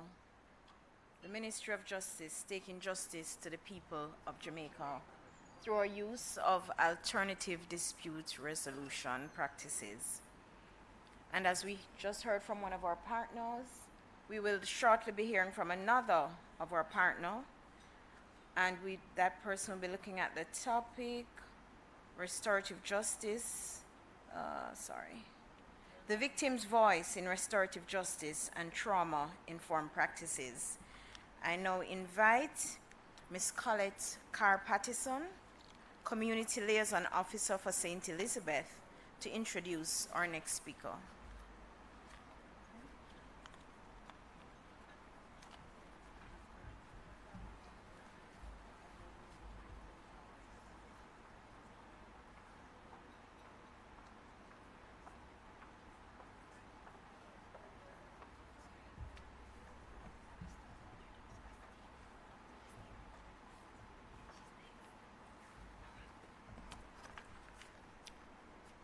In the interest of time, permit me, ladies and gentlemen, to adopt the full protocol established by the Master of Ceremony and collectively acknowledge the distinguished members of the head table,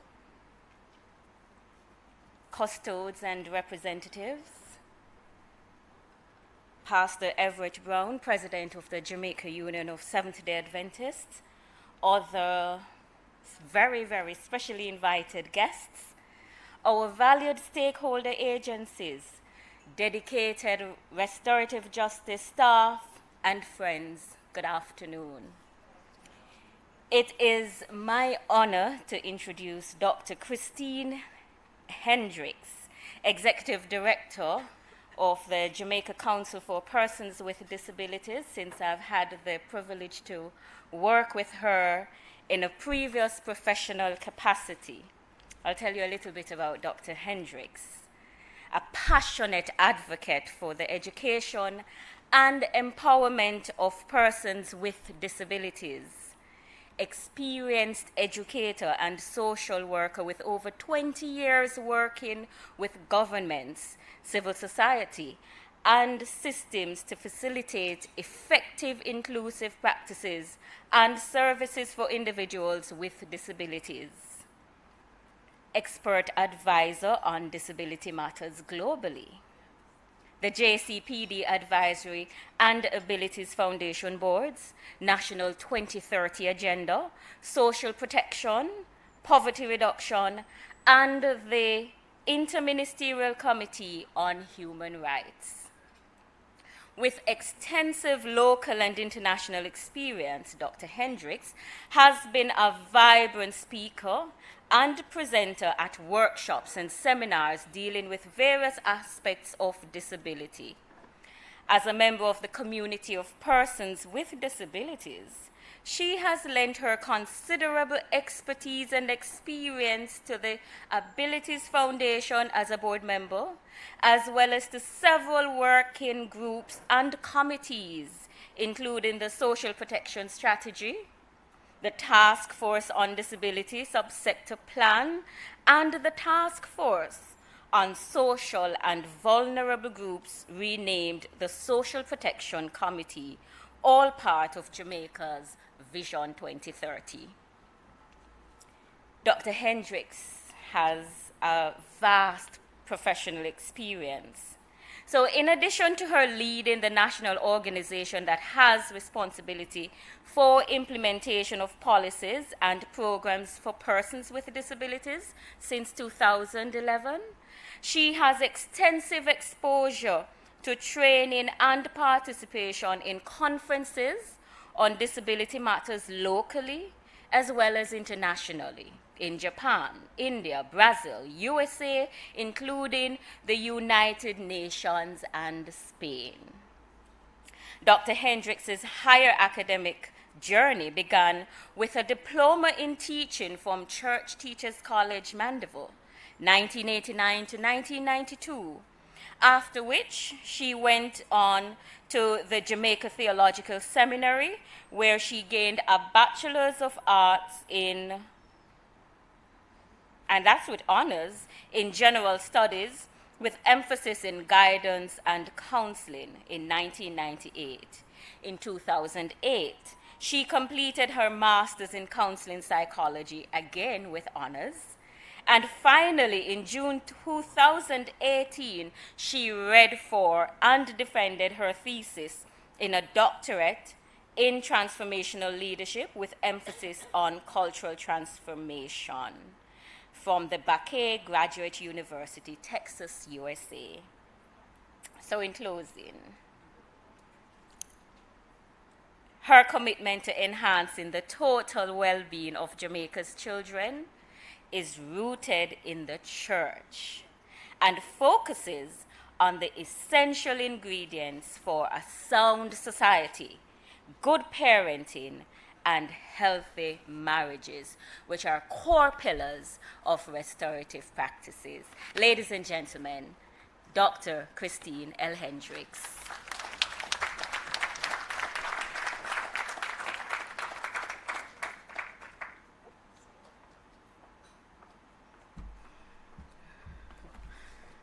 Thank you so very much.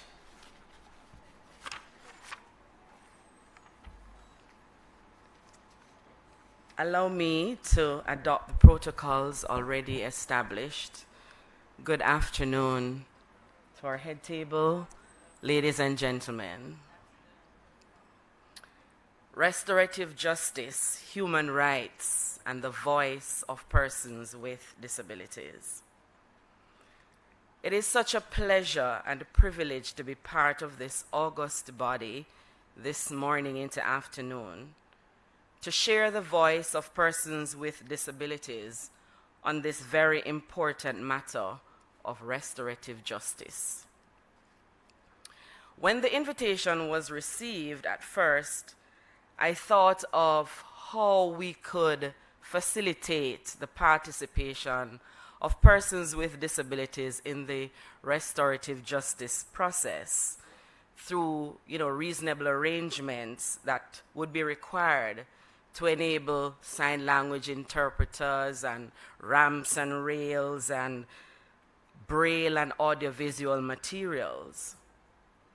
But as I learned more about this concept and the practice of restorative justice, I believe that this is something that is urgently required in all areas of our society. As I drove to work this morning and as I drive daily, the principles of restorative justice are required to help us navigate the roads to getting to our varying destinations. So, because so many of us are wronged daily. I know that the Ministry of Justice may be focusing on the resolution of conflicts in addressing the crime problem that we face in Jamaica. But as I read and listened to learn more about restorative justice, there is such depth that could lead to the healing of our nation. And that brings such excitement that I almost wasn't sure where to start. But with the limited time provided me, I'll look at the process of restorative justice in upholding the human rights of persons with disabilities and the positive impact this could have on our society. So let me thank the Ministry of Justice for taking this path in leading our beautiful country towards Jamaica being this place of choice to live, work, raise families, do business, and as our minister said this morning, retire. And I'm sure he would say retire in peace. In expanding the focus of restorative justice, I looked at a definition provided by one David Ryan Castro Harris in 2020, where he indicated that restorative justice is a philosophy and set of practice rooted in indigenous teachings that emphasize our interconnection by repairing relationships when harm occurs, while proactively building and maintaining relationships to prevent future harm. So, the restorative justice approach considers harm and repair, looking at who was harmed, who caused the harm, and what repair can be done. But of course, the approach must be held up by proactive restorative practices and rooted in restorative mindset and values. And the two values that will be interwoven in my presentation this morning are the values of equity and respect. So in this process, or in this place called Jamaica, who has been harmed? Persons with disabilities. That's my focus. Who are they? Persons with disabilities are persons, people, who have physical, intellectual, mental, or sensory impairment that may hinder their full and effective participation in society. What happened? In providing a situational analysis in some critical factors impacting the situation of persons with disabilities, this quotation from the long-time UN standard rules sums up the situation as it still applies in some areas. Ignorance, neglect, superstition, and fear are social factors that throughout the history of disability, have isolated persons with disabilities and delayed their development.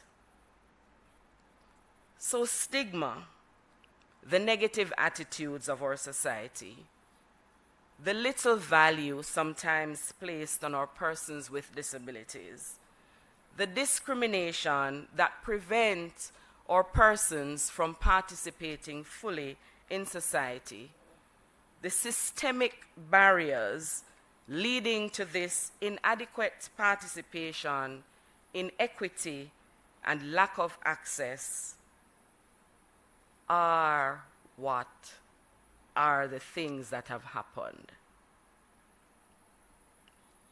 So, now that this has happened, we're looking through history, we're looking in the present, and to prevent the continuation of these happening to persons with disabilities into the future, what needs must be met to make this right? First of all, is the recognition that we have a tool of restorative justice. And that tool is the Disabilities Act. And that tool says to us that we should recognize and accept, first of all, that a person with a disability has the same fundamental rights as any other person in Jamaica. Secondly, that a person with a disability has the freedom of choice and should be allowed their independence. Thirdly, that discrimination should be prevented and prohibited.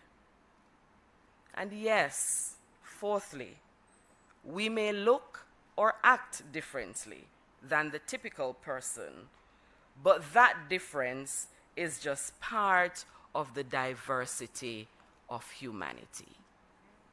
So in the process of restorative justice, if we accept these fundamentals, these fundamental principles, we will begin to see persons with disabilities in a totally different light. So what do we need to do to make things right after accepting these principles? Pay attention to what the Disabilities Act says. So the Disabilities Act speaks to the fact that persons with disabilities have the right to education and training. And so it implores our principals or Ministry of Education to ensure that persons with disabilities can access our schools not only by entering, but by providing the various services and materials and teaching and learning experiences that best suit the individual needs. And that reasonable arrangements should be made based on what is required.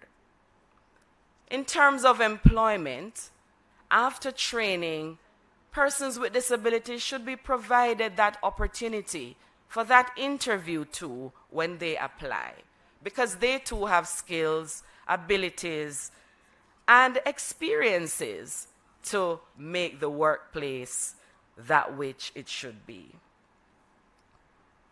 In terms of adequate health care and facilities, we know that health care is critical to persons with disabilities, not only because, or not only the fact that persons or some disabilities carry with it health concerns, but the fact that as an individual, they too need to get the best care that is afforded to any other person in Jamaica. So they should be allowed, or they should be able to enter that building, that clinic, that hospital. So the appropriate ramps and rails and the widened doors and the bathroom doors and everything that is in that facility, including the individuals, maintaining that respect of the individual as a person should be what obtains. We live in a society that wasn't built to accommodate persons with disabilities.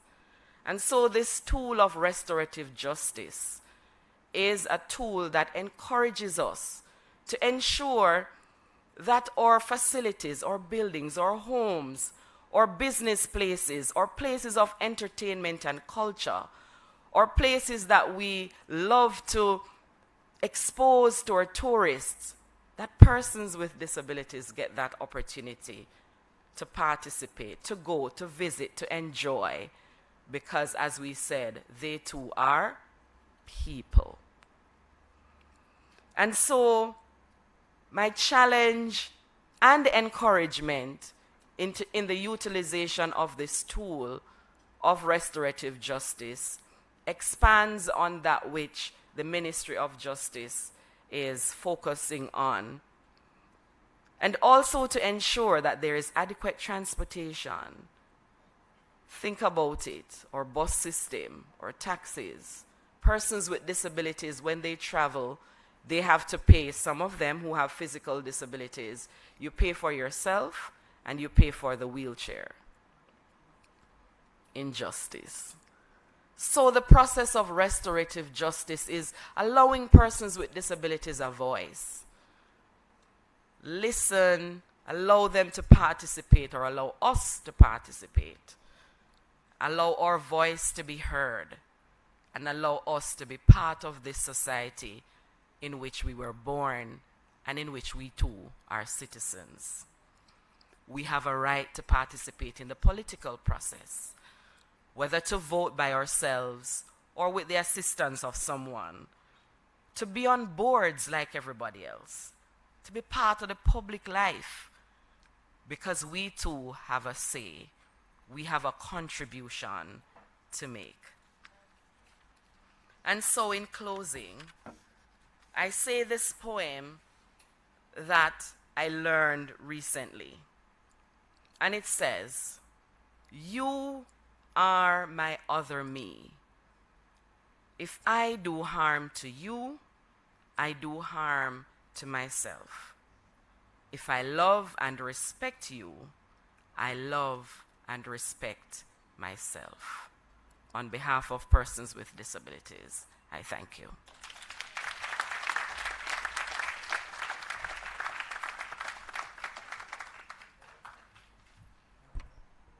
Thank you, Dr. Hendricks.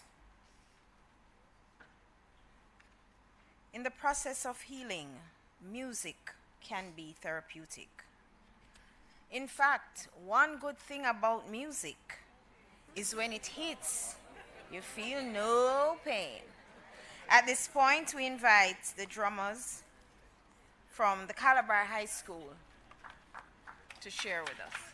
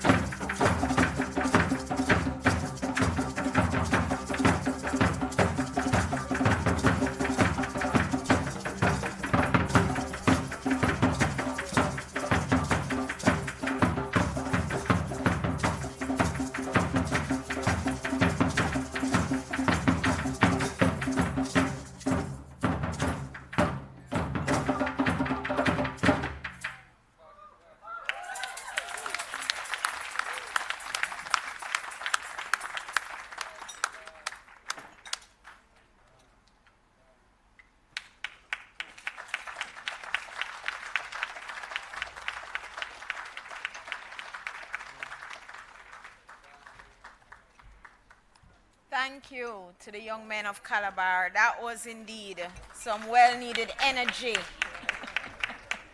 We're a little more energized after that item. We now continue with our presentations. I invite Mr. Dowell Williams, Restorative Justice Officer for Portland, to introduce our next speaker.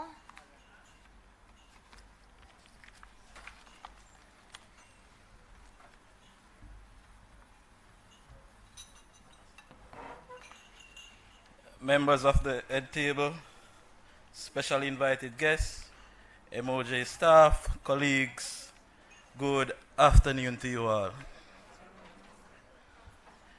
It's an honor to introduce to you a student restorative practice advocate, Miss Gabrielle Bryan. She is the national president of the Jamaica Prefects Association, Manchester High School head girl presently, Manchester High School Global Alumni Ambassador, Manchester High School United Nations Youth and Students Club President, Manchester High School Quiz Team Manager and President, quite colorful. She's 18 years of age, born in Mandeville, Manchester, attends the Manchester High School, alumni of El Instituto de Mandevilla, career aspiration to become a biomedical scientist. Please help me welcome Miss Gabrielle Bryan.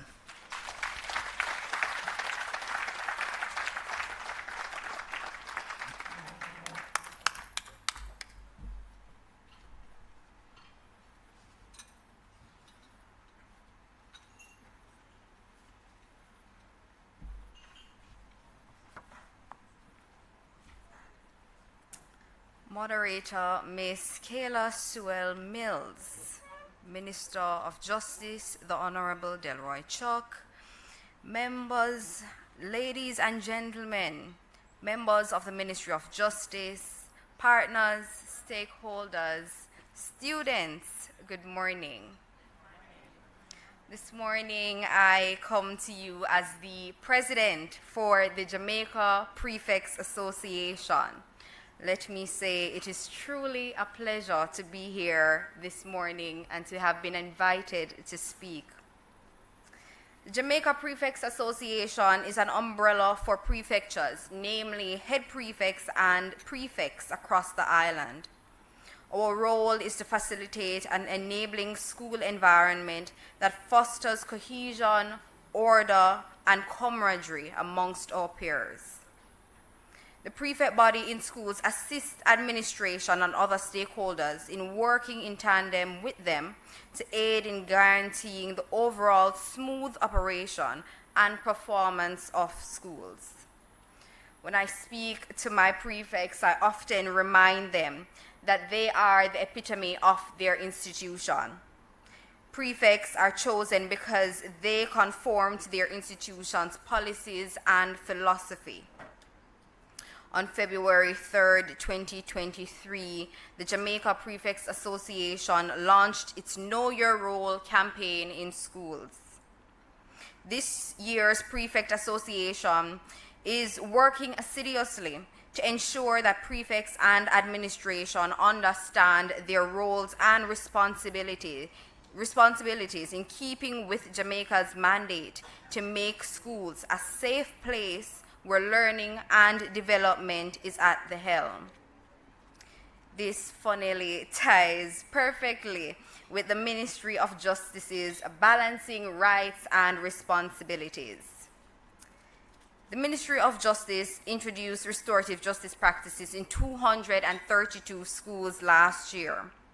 An integral part of that introduction was the prefect body within the schools to whom the training sessions were made available to, and the expectation that within the schools, prefects, along with their administration, would be better able to handle conflicts within the school environment. Although a multifaceted Although multifaceted, a primary responsibility of prefects is to assist in the resolution of conflicts among students. It is said that it would seem as though Jamaica's society has developed a deeply entrenched culture of violence, and specifically speaking, within our school system. It therefore means that our approach to addressing the issues now have to change. Student leaders and advocates must now tackle these issues with high level of discipline, control, and firmness, while also ensuring that there are high levels of fairness and encouragement to be effective and efficient transformatively and restoratively. In 2022, with the upsurge of violent incidents in schools across the island, would have led to the loss of lives, numerous suspensions, and a myriad of students being expelled, and ultimately have had both victim and offender having the course of their lives altered, in most cases, if not all, for the worst. Within our school system, it is vital to understand that no one child is alike. No one situation is alike. The cases of violence within our schools can be linked to a multitude of issues, ranging from upbringing and community influence to a spur-of-the-moment decision to act on impulse and emotions. Prefectures and student councillors alike have been called upon within their respective roles to address and advocate for students who have found themselves with stakes in particular offenses. It is with this that we must take each case into careful consideration to decide the most appropriate and effective way of treating with incidents of violence within our schools. Students oftentimes just want to be heard, to be included, to be understood, to feel connected and part of the community.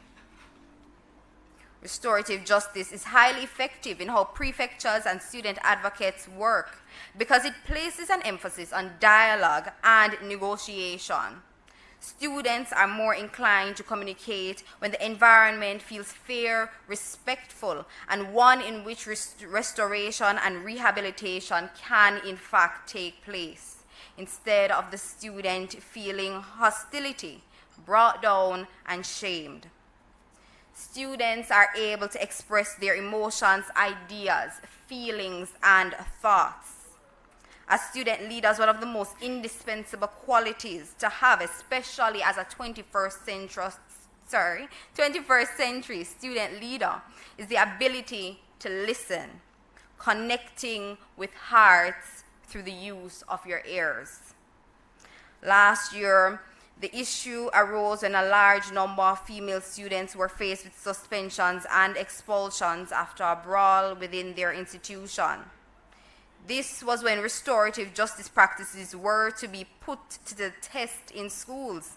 As prefects and student advocates, restorative justice would have given us the opportunity to see and hear the matters, and furthermore make informed suggestions as to how to reduce reoffending and to assist in providing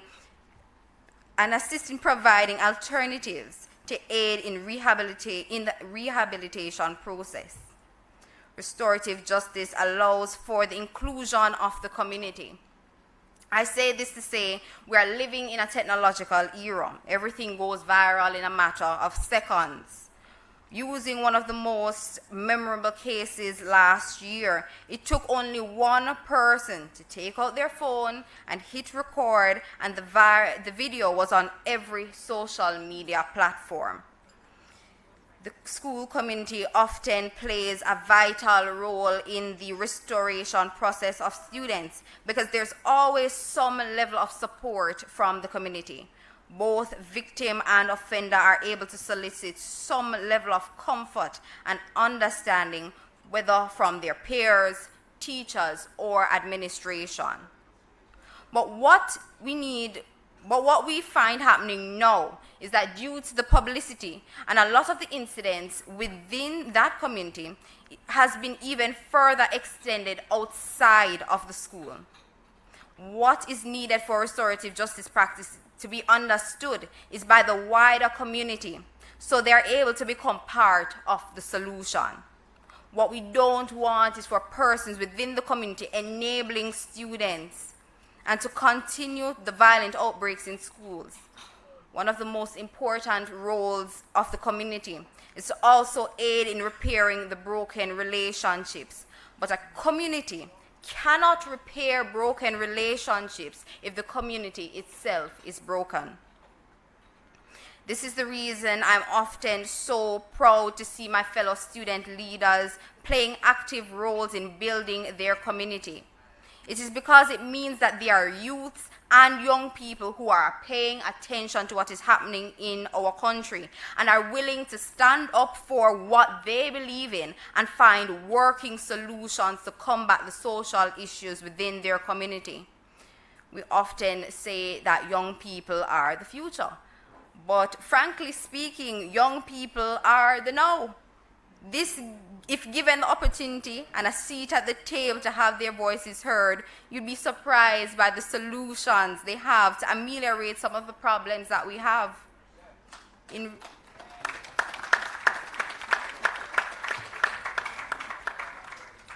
redefining the restorative justice practices to tackle the instances of violence within our schools, it is imperative that the encompassing of the student-led organizations, such as the Jamaica Prefects Association, is set up, in aligning our missions of fostering honesty, openness, trust, and tolerance towards each other. Restorative justice requires unity through service, professionalism, integrity, respect, innovation, and teamwork to ensure students are seen and heard. Thank you.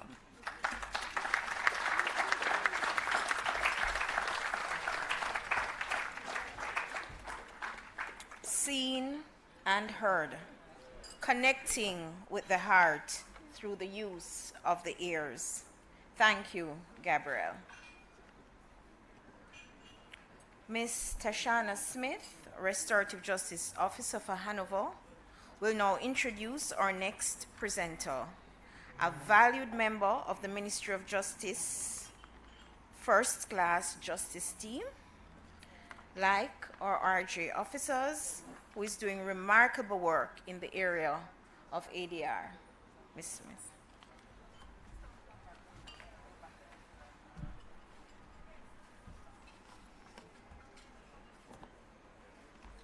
All protocol observed.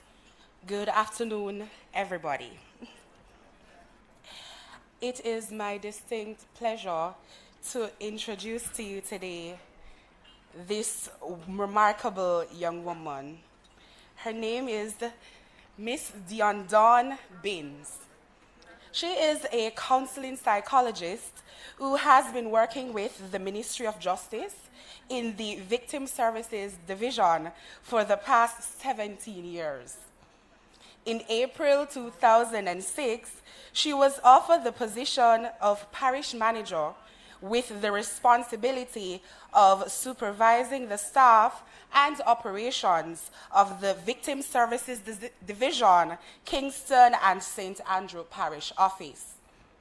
Over the years, her job function has expanded as she was promoted to programs manager in the national office with responsibility for the coordination of the various programs components operated by the division and ensuring that clients are provided with the highest standard of support. Currently, she is the acting director of the Victim Services Division with the responsibility for policy development and strategic program implementation of the overall National Victim Support Program. On a personal note, she is the mother of one teenage son and is a devoted Christian who gives her best, whether professionally or in the service to others. Second to her relationship in Christ, she is loved by her family, and she also loves her family and friends. With her professional areas of expertise in counseling psychology and people management, she has a passion of offering help to persons who are going through emotional difficulties and those who have been scarred by various traumatic experiences in their lives. She strives to be a positive influence in the lives of others as she continues to her path, as she continues on the path that she has taken as a counselor, coach, and motivator. Put your hands together as we welcome Miss Binns.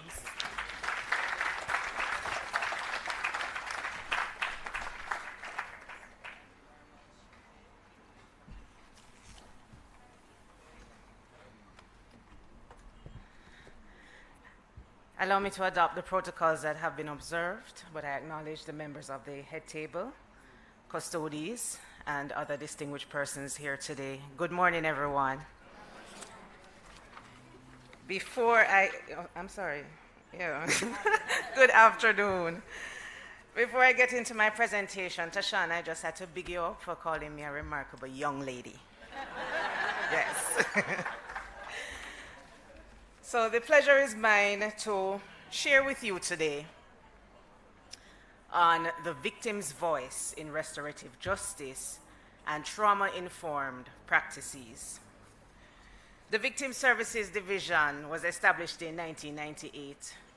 Under the Ministry of Justice, we have the mandate to coordinate the support base emotionally and technically for victims of crime. It is an awesome responsibility that the division has, but it is staffed by dedicated individuals who have a true passion and drive for the work that they do. At the Victim Services Division, we are committed to the best interests of victims. This is seen through not only the work that we do, but the fact that we advocate for their rights. We provide them with well-needed services to help to ameliorate the impact of the trauma that they have experienced on account of the events that have occurred in their lives. And we also ensure that we identify what their needs are. Because an individual can come to you for one issue, and in going through the process with them, it is uncovered that, listen, this is not the real issue here, or this is not the real problem. And so we endeavor to ensure that we identify what their needs are so that we can adequately address it and help them to get onto the road of healing. Now, we work alongside the Restorative Justice Unit in the ministry. We have an office in all 14 parishes, and our parish officers are a part of the restorative justice process when conferences are convened. I want to pause here to acknowledge that though I may be the spokesperson here today, we have a cadre of dedicated staff, as I said before, across the island who provide these services. They're the ones who are on the ground. They're the ones who are interacting and interfacing with the victims, and I want to really acknowledge them today. Thank you. And whilst you're giving your applause, I just want to acknowledge those who are with us in this forum today. Please stand. You know yourselves. I am seeing two of the staff members from the KSA region and the regional director as well for Region 1. Thank you very much. You may be seated. So we work alongside restorative justice because whilst we provide the counseling, the emotional support to address the effects of the trauma, it is critical that relationships be mended. It is critical that the harm that has been caused is repaired. And we endeavor to create and to facilitate an environment that promotes healing in the lives of these individuals. Now, we see a range of persons who are classified as victims. And the classification that is used, you have the primary victim, that is the individual to whom the harm was directly committed. You have the secondary victims, who are the family members and close associates of that individual who was harmed. And you also have what we call the tertiary victims. And these are the individuals who experience the harm vicariously.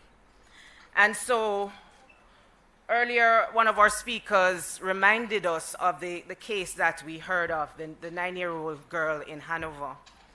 And I don't know how many of you felt almost like your stomach was being tied up when you heard of the atrocities that was meted out against this little girl, a 9-year-old girl, brutally raped and murdered. That's what we call the vicarious impact of the crime.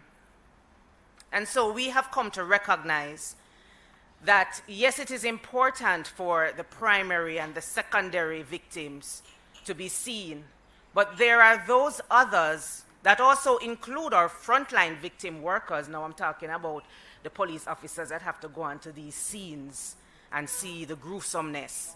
I'm talking about the victim services workers, the RJ officers who have to interface with this information. It is critical that they too be supported and be given the necessary tools that they need to overcome and to be able to carry on the work that they're mandated to do. So I mentioned that we see all victims of crime. And traditionally, our criminal justice system really focuses on the punishment of the offender. That is why through the Ministry of Justice, the Social Justice Division, there is the corrective balance to this justice system. And it is brought about through the restorative justice process, through the services provided by the victim services and the other ADR services that are provided within the ministry. This corrective balance helps to bring about a focus on the treatment of victims. In this way, victims are empowered, they're given a voice. Now, a lot of times, our victims will express that they really don't feel a part of the criminal justice system and they don't feel like the system is serving them, which in some instances is true because they're just classified as witnesses in most cases. The state's focus is punishing the person and bringing the person who would have created the harm, who would have committed the crime, to justice. But we also are mindful that crime is more than just about breaking the law. Crime damages relationships. It causes harm to the victims, it causes harm to the wider community, and even causes harm to the offenders. Hence the reason why restorative justice is a critical need in our society today. And we've been hearing it all day. Yeah, we've been hearing it. All of our speakers have been endorsing this process. So when we look at the impact of crime, when we look at the trauma that an individual is faced with, we know that it is critical for them to be brought through a process to get to the other side of the pain. We want them to be brought through a process to get to that point of healing where they can now function as closely as possible to what their lives were before the incident. If this does not occur, then we run the risk of them developing more serious mental disorders or functional disorders and not being able to function in society as they ought to. In light of this, we ensure that through the victim services, we provide the relevant counseling, emotional support, court support, and other technical services using a comprehensive trauma-informed care approach.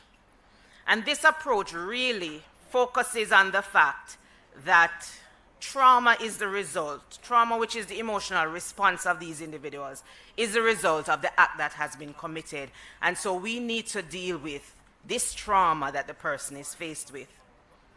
Also, through restorative justice, that, as I mentioned, seeks to repair the harm, restore relationships, and create healing for all the parties that are involved.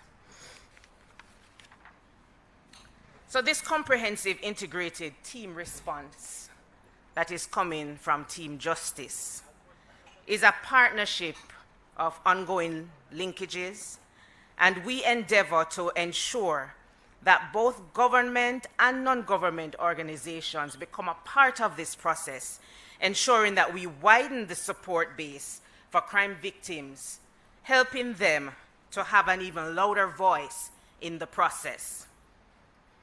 So we talk about giving the victim a voice. I mentioned that a lot of them don't feel like the traditional criminal justice system helps them. So through RJ, they're given the opportunity to meet with the offender that committed the crime against them. And in this forum, they have the support of community members, some of which were also affected by the incident, and some who are there to provide support. And many of the times we see that our own victim services officers and managers are a part of this forum because they provide the emotional support that may be necessary, because you can imagine that this process is not an easy one. Coming face to face with a person who has hurt you in such a damaging way is not easy. It takes a lot of preparation, and it takes a lot of having the right resources to be able to really go through the process successfully. And so the victim is given a voice which gives them a chance to explain to the offender how the crime really affected them, the impact of the crime. It gives them a chance to have some of their questions answered. It gives them an opportunity to move on, which then helps them to cope and to recover. And in many instances, they're able to receive an apology from the person who has hurt them.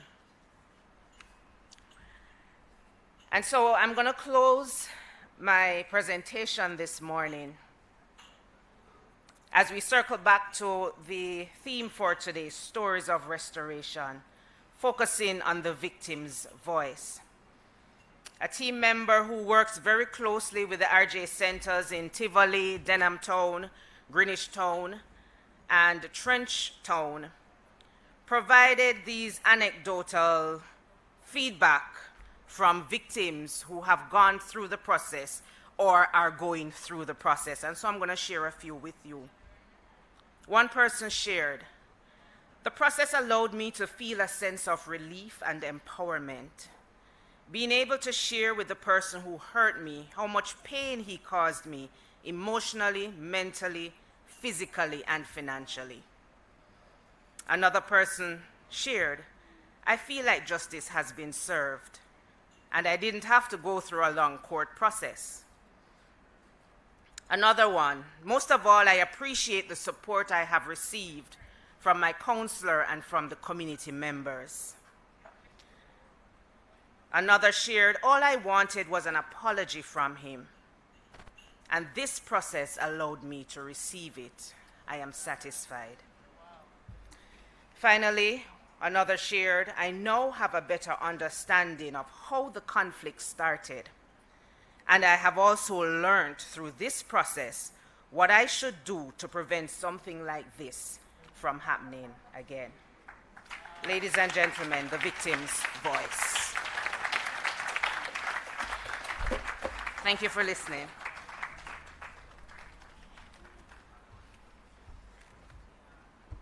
Restorative justice, victim services on the move. The social justice of the Ministry of Justice is reaping benefits. We thank you, Ms. Binns. We thank you for the members of your team in the Victim Services Unit. Our keynote speaker comes to us from the Ministry of Education and Youth. You heard firsthand from the Minister Williams the impact that the RJ sensitization sessions in schools is having on our children and how it translates to behavior change. Our own minister has himself been visiting our schools and sharing directly with our students the benefits of talking it out rather than fighting it out. I now invite Mr. Leon Malcolm, Restorative Justice Officer for St. Mary, to introduce our keynote speaker.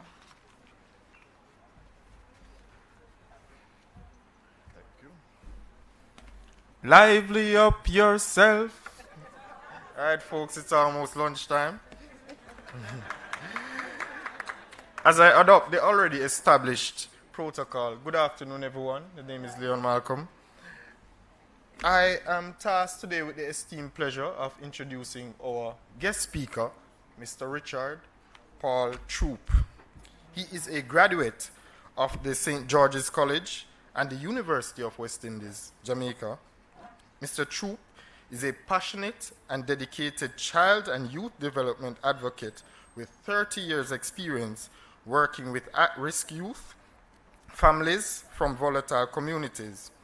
From the age of 15, he has been affiliated to 4 community-based non-government organizations, namely SIP in 1981, the Institute of Hunger Affairs in 1986, Camp Hope in 1986, of which he is the founder and executive director, Hope for Children Development Company in 1992, of which he is also the founder and executive director. Prior to joining the public sector, Mr. Troop has served on a number of community-based and national boards, including the St. Andrew Primary School, the Early Childhood Commission, Parenting Partners of the Caribbean, the Environmental Foundation of Jamaica, and the Inter-American Development Bank Civil Society Group. He was also a talk show host on Roots 96.1 FM. Mr. Troop has received several commendations and awards for his service to urban inner-city communities in Kingston and St. Andrew. These include numerous community development awards from the Social Development Commission, spanning the decades of the 80s and the 90s. The Mustard Seed Community Development Award in 1999, and that of the Chamber of Commerce in 2010 for individual leadership and outstanding contribution to community development. He also received the 2010 award from the Kiwanis Club of New Kingston for exemplary service to community development. After this sojourn in the non-government sector, in May 2012, Mr. Troop was employed to the Jose Marti Technical High School in the capacity of the school's Dean of Discipline. On February 1st, 2015, he was seconded from Jose Marti Technical to the Ministry of Education as the Educational Social Worker for Region 1. As of September 1, 2016, Mr. Troop has been seconded to the Ministry of Education, Youth and Information, Region 1, to the MOE's Safety and Security in Schools Unit. Since February 1, 2019, Mr. Troop has assumed the position of Acting Director, Safety and Security in Schools Unit. Mr. Troop currently serves as the Ministry's representative on the Board of Punctuality Program, National Commission on Violence Prevention, the Intersectorial Committee on Children and Violence, the Ministry's Child Trafficking Prevention Steering Committee, the National Child Online Committee as well. So Mr. Troop has been married to Miss Kassan Troop for the past 24 years. The union has produced 2 beautiful children, Jahil Troop, who is age 19, and Jalia Troop, age 16. Please give me a round of applause for Mr. Troop.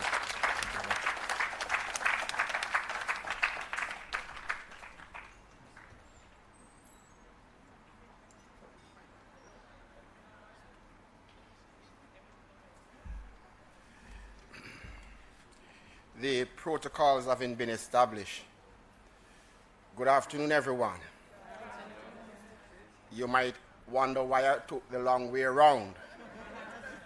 So when I came earlier, I had to scan out the environment. I wanted to see where I was sitting at the head table. I wanted to see the path to the podium, and I know given particular size, it would not have been easy, so I chose to walk around. Yeah. 24 years of marriage, for me, is the most important decision I've made in my life. Yeah. And some might say, what is man ordinary? For me, it's important because I grew up in a community, and for most of my immediate family and some extended family, marriage is not a big thing. And so 24 years ago when I made that decision, my wife and I, a lot of our friends, even family, were saying, "Wanna serious about this? But why? Why we can't just live off of love?" The most important decision that came out of our union, my wife and I, was our two beautiful children. And my son is going to be 20 in October, so sometimes you wonder why the bones, you start to feel certain pain in the bone. No, we're aging. Minister Chuck, last year I got a call from Andreen Lindsay, the then coordinator of the program, to be the keynote speaker at last year's conference. It's the fastest no that came out of my mouth. Faster than even Usain Bolt.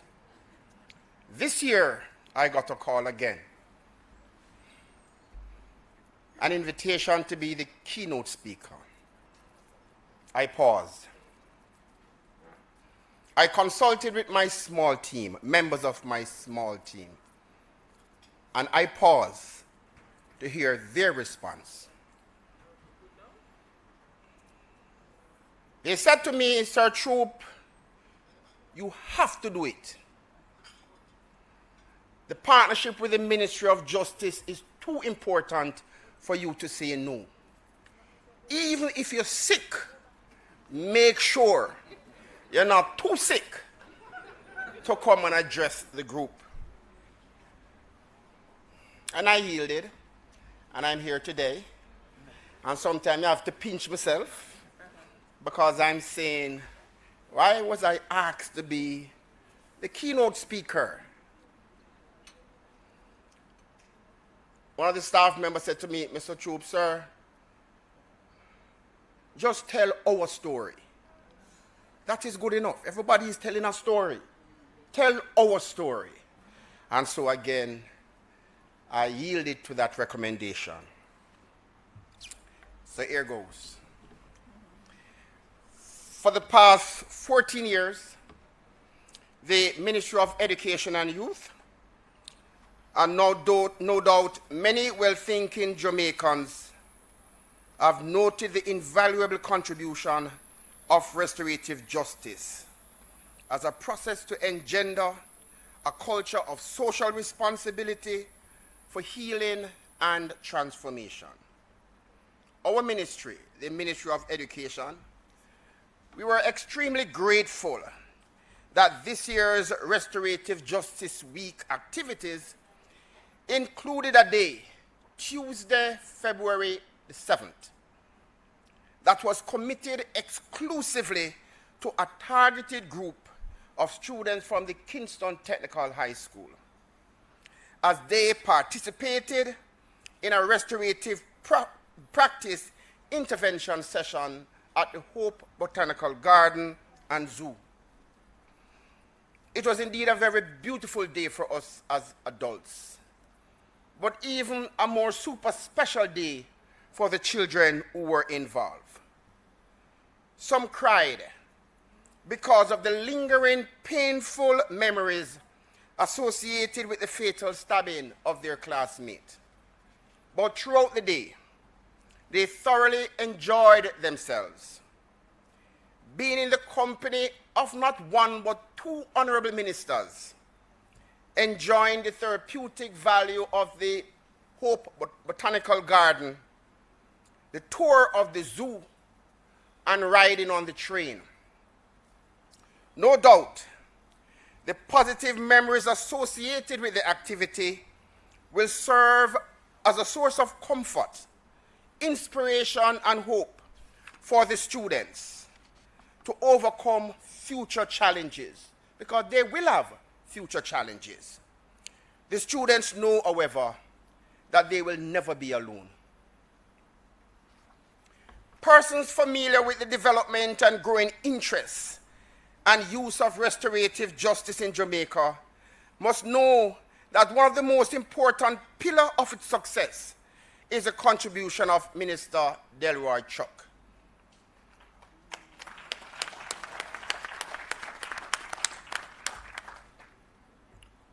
Our minister's passion, and yes, our minister, even though I'm from education, because he's our nation's minister. So our minister's passion and commitment to the advancement of restorative justice in Jamaica is unbreakable.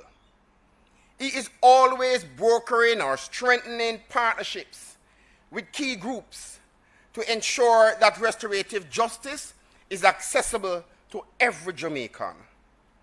So the partnerships are with schools and churches and police officers and justices of the peace, to name a few.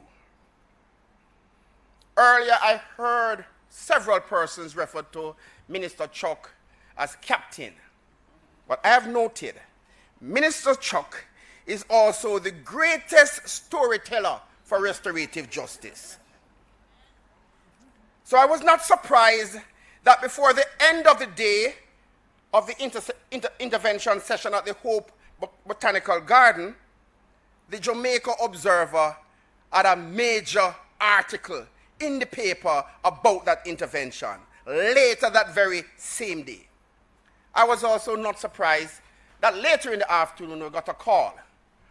My minister asked me to join Minister Chuck on a radio interview with Cliff Hughes at Nationwide News Network, again to talk about restorative justice, and it's important as a tool to help and to treat with the violence we're having in schools.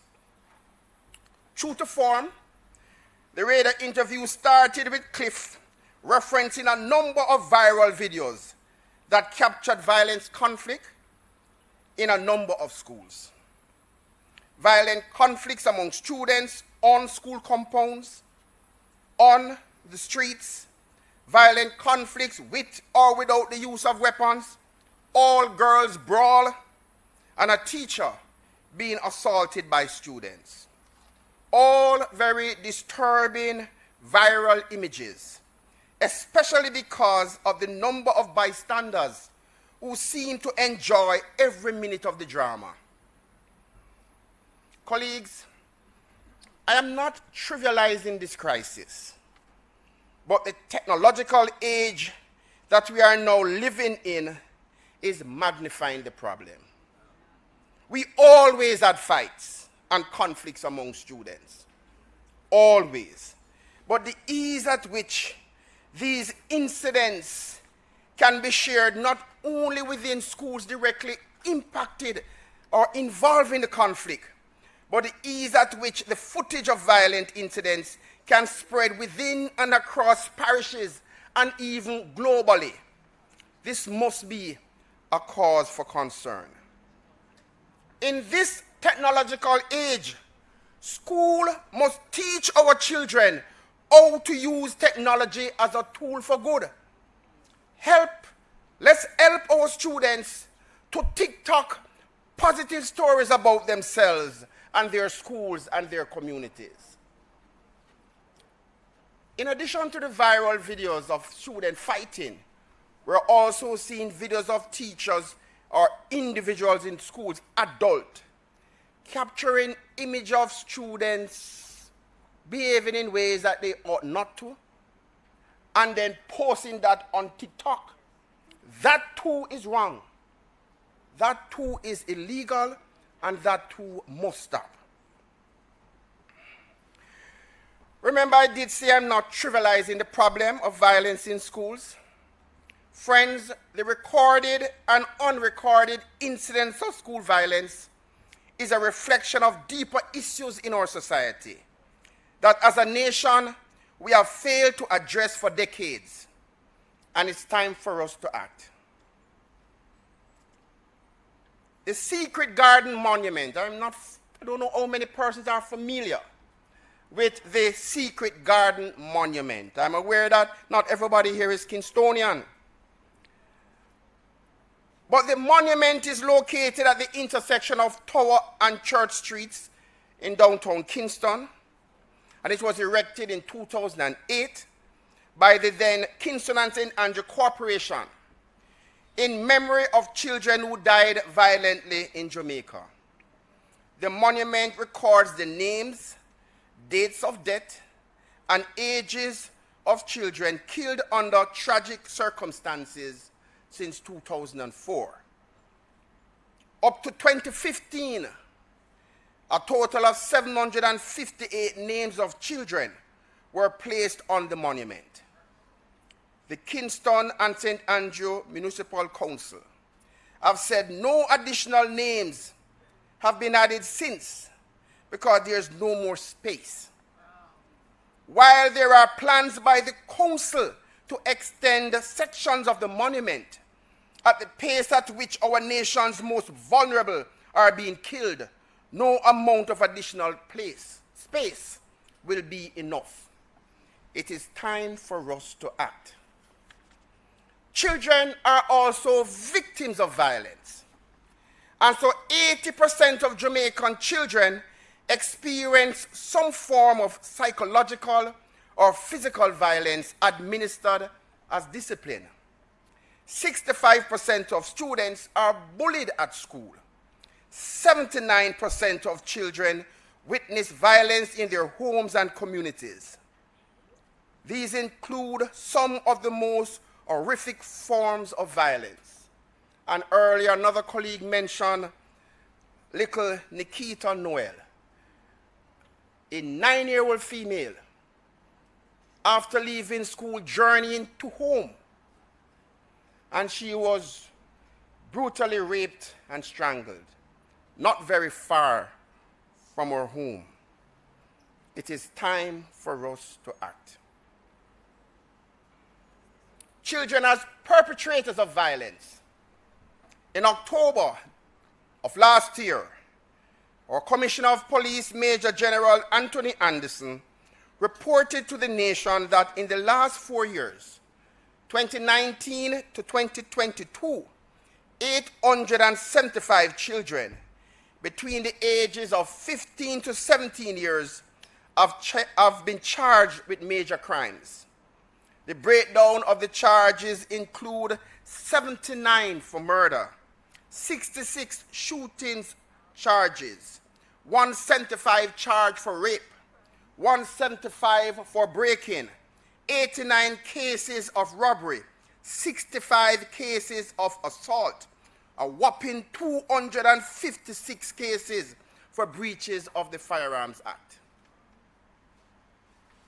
We are not certain if these 875 school-age students were actually in school. How many of these students were excluded from school because they were either suspended or expelled? How many of these students were excluded because their parents or guardians have failed to ensure they were enrolled or engaged in school? How many of these children were excluded because the village had failed them? Because we see them in the community when they should be in school, but because they are not our own children, we choose not to care, not to act in their best interests. Colleagues have tried to make the point that the violence we are seeing in our schools, the fights, the proliferation of weapons, and in some cases, violent conflicts that have resulted in students killed or others incarcerated for violent crimes, including murder. It is a reflection of the adverse childhood experiences of our nation's children in their homes and their communities. The Ministry of Education's effort to address violence in schools cannot be successful without addressing the root causes and incidents of violence in our homes, communities, and society. Remember too, our children are living in an age when you listen to our music, a music that glorifies violence, a music that glorifies sex, a music that glorifies scamming, and artists who fail to make the connection between the content of their music and the behavior of our nation's children, we know we are in crisis.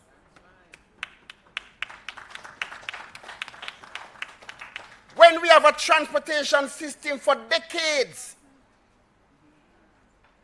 that continues to fester this culture of indiscipline, you know we have a crisis. So as a ministry, despite this reality, the Ministry of Education and Youth is committed to work collaboratively with stakeholders in the education system. Our school boards, our principals, our middle managers, our educators, our parents, our students. And Brian would not forgive me if I did not say student leaders. Yeah. To do our part to reduce the incidence of violence in school. The ministry has selected the completion of the Safe Schools policy, learning and working in a secure and safe environment, as one of its Jamaica Legacy 60 legacy projects. A policy that will give greater attention to student behavior, emphasis on early intervention strategies, abolition of corporal punishment, promotion of positive approaches to discipline, improved home, school, and community relationships, and finally, greater parent involvement.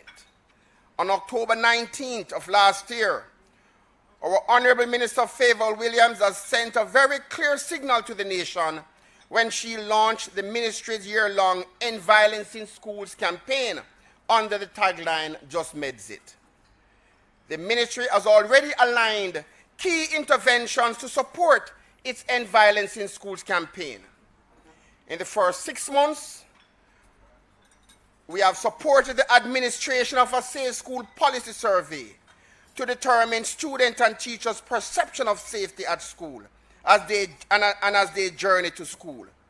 We are strengthening the psychosocial intervention programs in all public schools, guided by the ministry's National Psychosocial Plan. We have partnered with the Community Safety and Security Branch and CTOC of the Jamaica Constabulary Force to support the ministry's anti-gang week activities, and there is also a plan to do a series of capacity development training for our deans of discipline, and the expansion of uniform groups in schools, including our police youth clubs, ACP Shand. We're coordinating the ministry's interministerial 34-school strategy to improve the educational outcomes of over 25,000 students enrolled in 34 primary and high schools located within the zones of special operation. And perhaps one of our most important work and partnership is a partnership we have established, we have expanded with the Ministry of Justice to provide restorative practices training to over 5,000 students, educators, and parents from over 200 targeted primary and high school as a tool to better manage conflict situations at school and within their homes. The Ministry of Education and Youth has embraced restorative justice because it works. Colleagues, we cannot continue to respond to violent conflicts by only issuing suspensions and expulsions. We have to equip our students with anger management and problem-solving skills. With the use, you'd never believe I needed my glasses. Perhaps it's the best time to put it down because we're talking RJ way now, right? With the use of restorative justice, students who are victims must be allowed to express their feelings and ask questions. They must have their experience, feelings, concerns, and suffering acknowledged. They must develop some understanding of the offender's motivation for committing the offense. They must say how the harm done by the incident might be repaired. For the offenders, these students, Brian, they must take responsibility for their actions in a safe environment. They must be an active participant in determining how they may begin to repair the harm done. They must hear firsthand how their behavior have affected others and the school community. And finally, they must ask for help with problems that may have contributed to their wrongdoing. For the upcoming 2023-2024 academic year, the Ministry of Justice and the Ministry of Education are committed to engage an additional 15,000 students, parents, and educators from 500 schools in the Restorative Practices Training Program. 15,000 persons will be engaged. The current MOU, signed by the two ministries on May 3rd, 2022, will be amended, to hear this one now, it will be amended to include the mandatory referral of students involved in conflicts to the Restorative Justice Center during the period of their suspensions for intervention. And this will be a condition for their return to school. The parents of the students involved and other key stakeholders will also participate in the proposed intervention. Minister Chuck, colleagues, there are too many things that are right about Jamaica and our education system for us to lose hope. There are currently 411,000 students enrolled in 1,010 public, primary, secondary, and high schools. Primary, infant primary, and secondary schools. The very disturbing incidents of violence should not be the only story we share about our schools or our nation's children. The uncomfortable truth is that if we do not find a way to acknowledge, celebrate, and incentivize the actions of our students that we are proud of, the current narrative will only seek to magnify and reinforce a sense of hopelessness and despair for and among our student population. Let us begin to tell our stories, the creative talents of our students, their academic achievements, their world-class performances in every sporting discipline, the institutions with very limited resources, but managed by individuals with a vision, a big heart, and a never-say-die attitude, who have created and sustained products that are the envy of the world. ISA Boys and Girls Champs, Manning Cup and the Costa Cup, JCDC, Schools Challenge Quiz, 4-H to name a few. While our social agencies are under-resourced. As a people, let us use our resilience to find the solutions to address our social problems, including our search for justice. One day at a time, individually and in partnerships, let us work together towards achieving even greater milestones in restorative justice for our 15th year celebration and beyond. I thank you very much.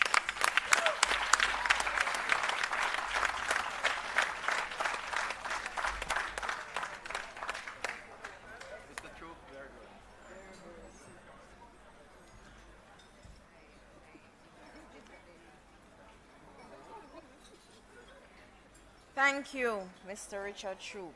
Let us continue to tell our stories. Restorative justice works. Right, Missy Banks? Restorative justice works. We will now break for about an hour, just to allow you to enjoy your meal.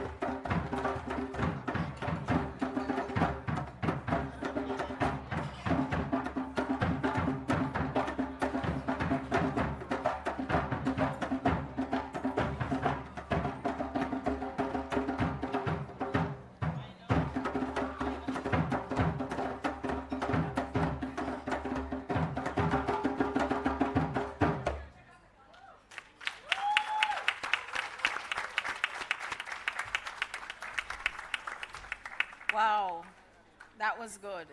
Calabar on the move. Restorative justice on the move. And as Miss Lou would say, why is that clapping so fenke fenke? Can we have another hand for the young men in the house? Thank you, Calabar High School. Thank you, drummers.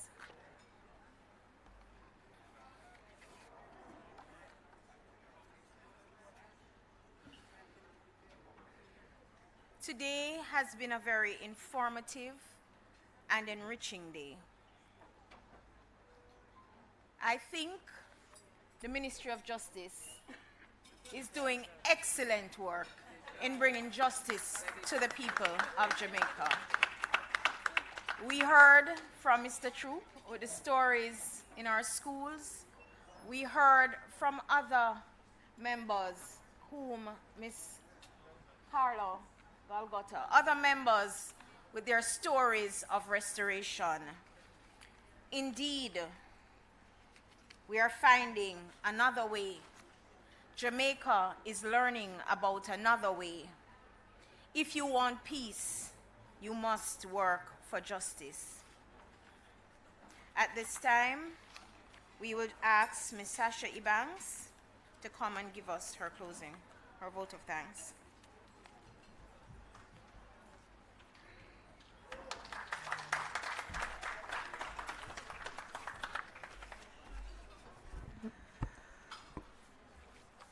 Thank you so much, CTD. Ladies and gentlemen, we regard Restorative Justice Week and today's conference in particular as a resounding success. Can we put our hands together for the Restorative Justice Unit? I believe our week of celebration has been authentically restorative. I'd like to use this opportunity just to invite all the staff of the Restorative Justice Unit and the Restorative Justice Facilitators who are here to stand and be acknowledged. Please stand, ladies and gentlemen, staff of the Restorative Justice Unit, and if you are a Restorative Justice Facilitator, we want to just put our hands together for these persons. They're in the communities, they're in the parishes. These are the persons who are doing the work of restorative justice. Could you keep the applause going, ladies and gentlemen? Thank you, staff. Thank you, Restorative Justice Facilitators. We are grateful to you. I believe throughout this week, we are true to who we are as restorative justice practitioners. We created an atmosphere for meaningful encounters. We highlighted the value of repairing harm and restoring relationships. We witnessed transformation on Tuesday as we took the students to Hope Gardens and then transition to Hope Zoo for them just to be, in that setting. One student said she had the time of her life, that she had never had a time like that. And I'm hoping that you'll have that testimony today as you came to this conference, that you had the time of your life. If you did, could you put your hands together? Awesome. So in moving the votes of thanks, I wish to thank, not just for today's conference, but for Restorative Justice Week in general, His Excellency, the Most Honorable Sir Patrick Allen, Governor General of Jamaica, on whose proclamation Restorative Justice Week is celebrated annually in the first week of February. I wish to thank our honorable custodies whose support has been tremendous. Can we put our hands together for our custodies? The captain of the ship, he has gone on to do other ministerial work at the cabinet today. And so we want to, in his absence, acknowledge our Honorable Minister, Delroy Chuck, for his zeal, his passion, his determination, the fire that's inside of him that seems to be burning inside all of our bellies. I also wish to thank our Permanent Secretary for her dedication and her hard work, her commitment to this program. Our Permanent Secretary, Mrs. Grace and Stuart McFarlane, stands with the RJ unit. Every activity we have, she seeks to support it either with her physical presence or with support that we need. And how can I say thank you to our Chief Technical Director and Master of Ceremony for today, Miss Kayla Sewell Mills. Ladies and gentlemen, if you affirm her, it would delight me. CTD, you have a keen eye for details.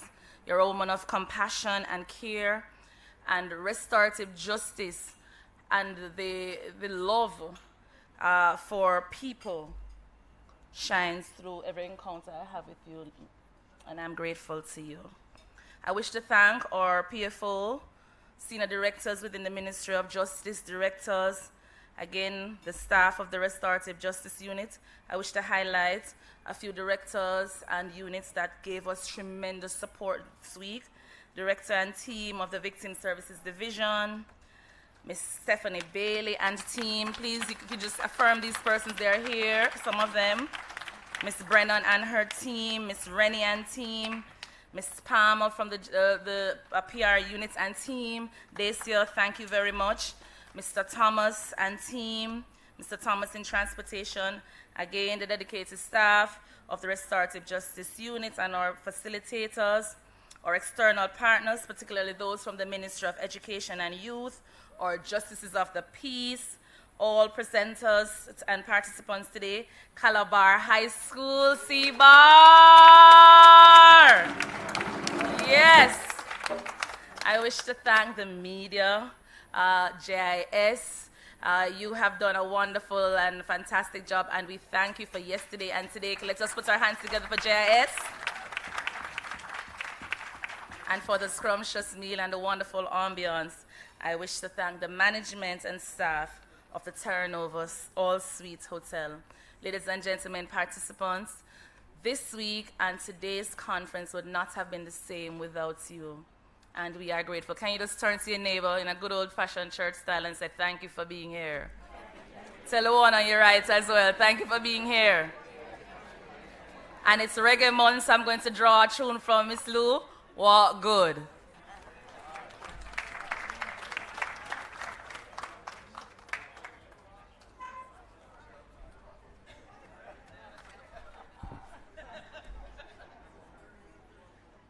And it falls to me just to say thank you to Missy Banks and her amazing team. Can all the RJ members in the house stand up, please? Give yourselves a hand.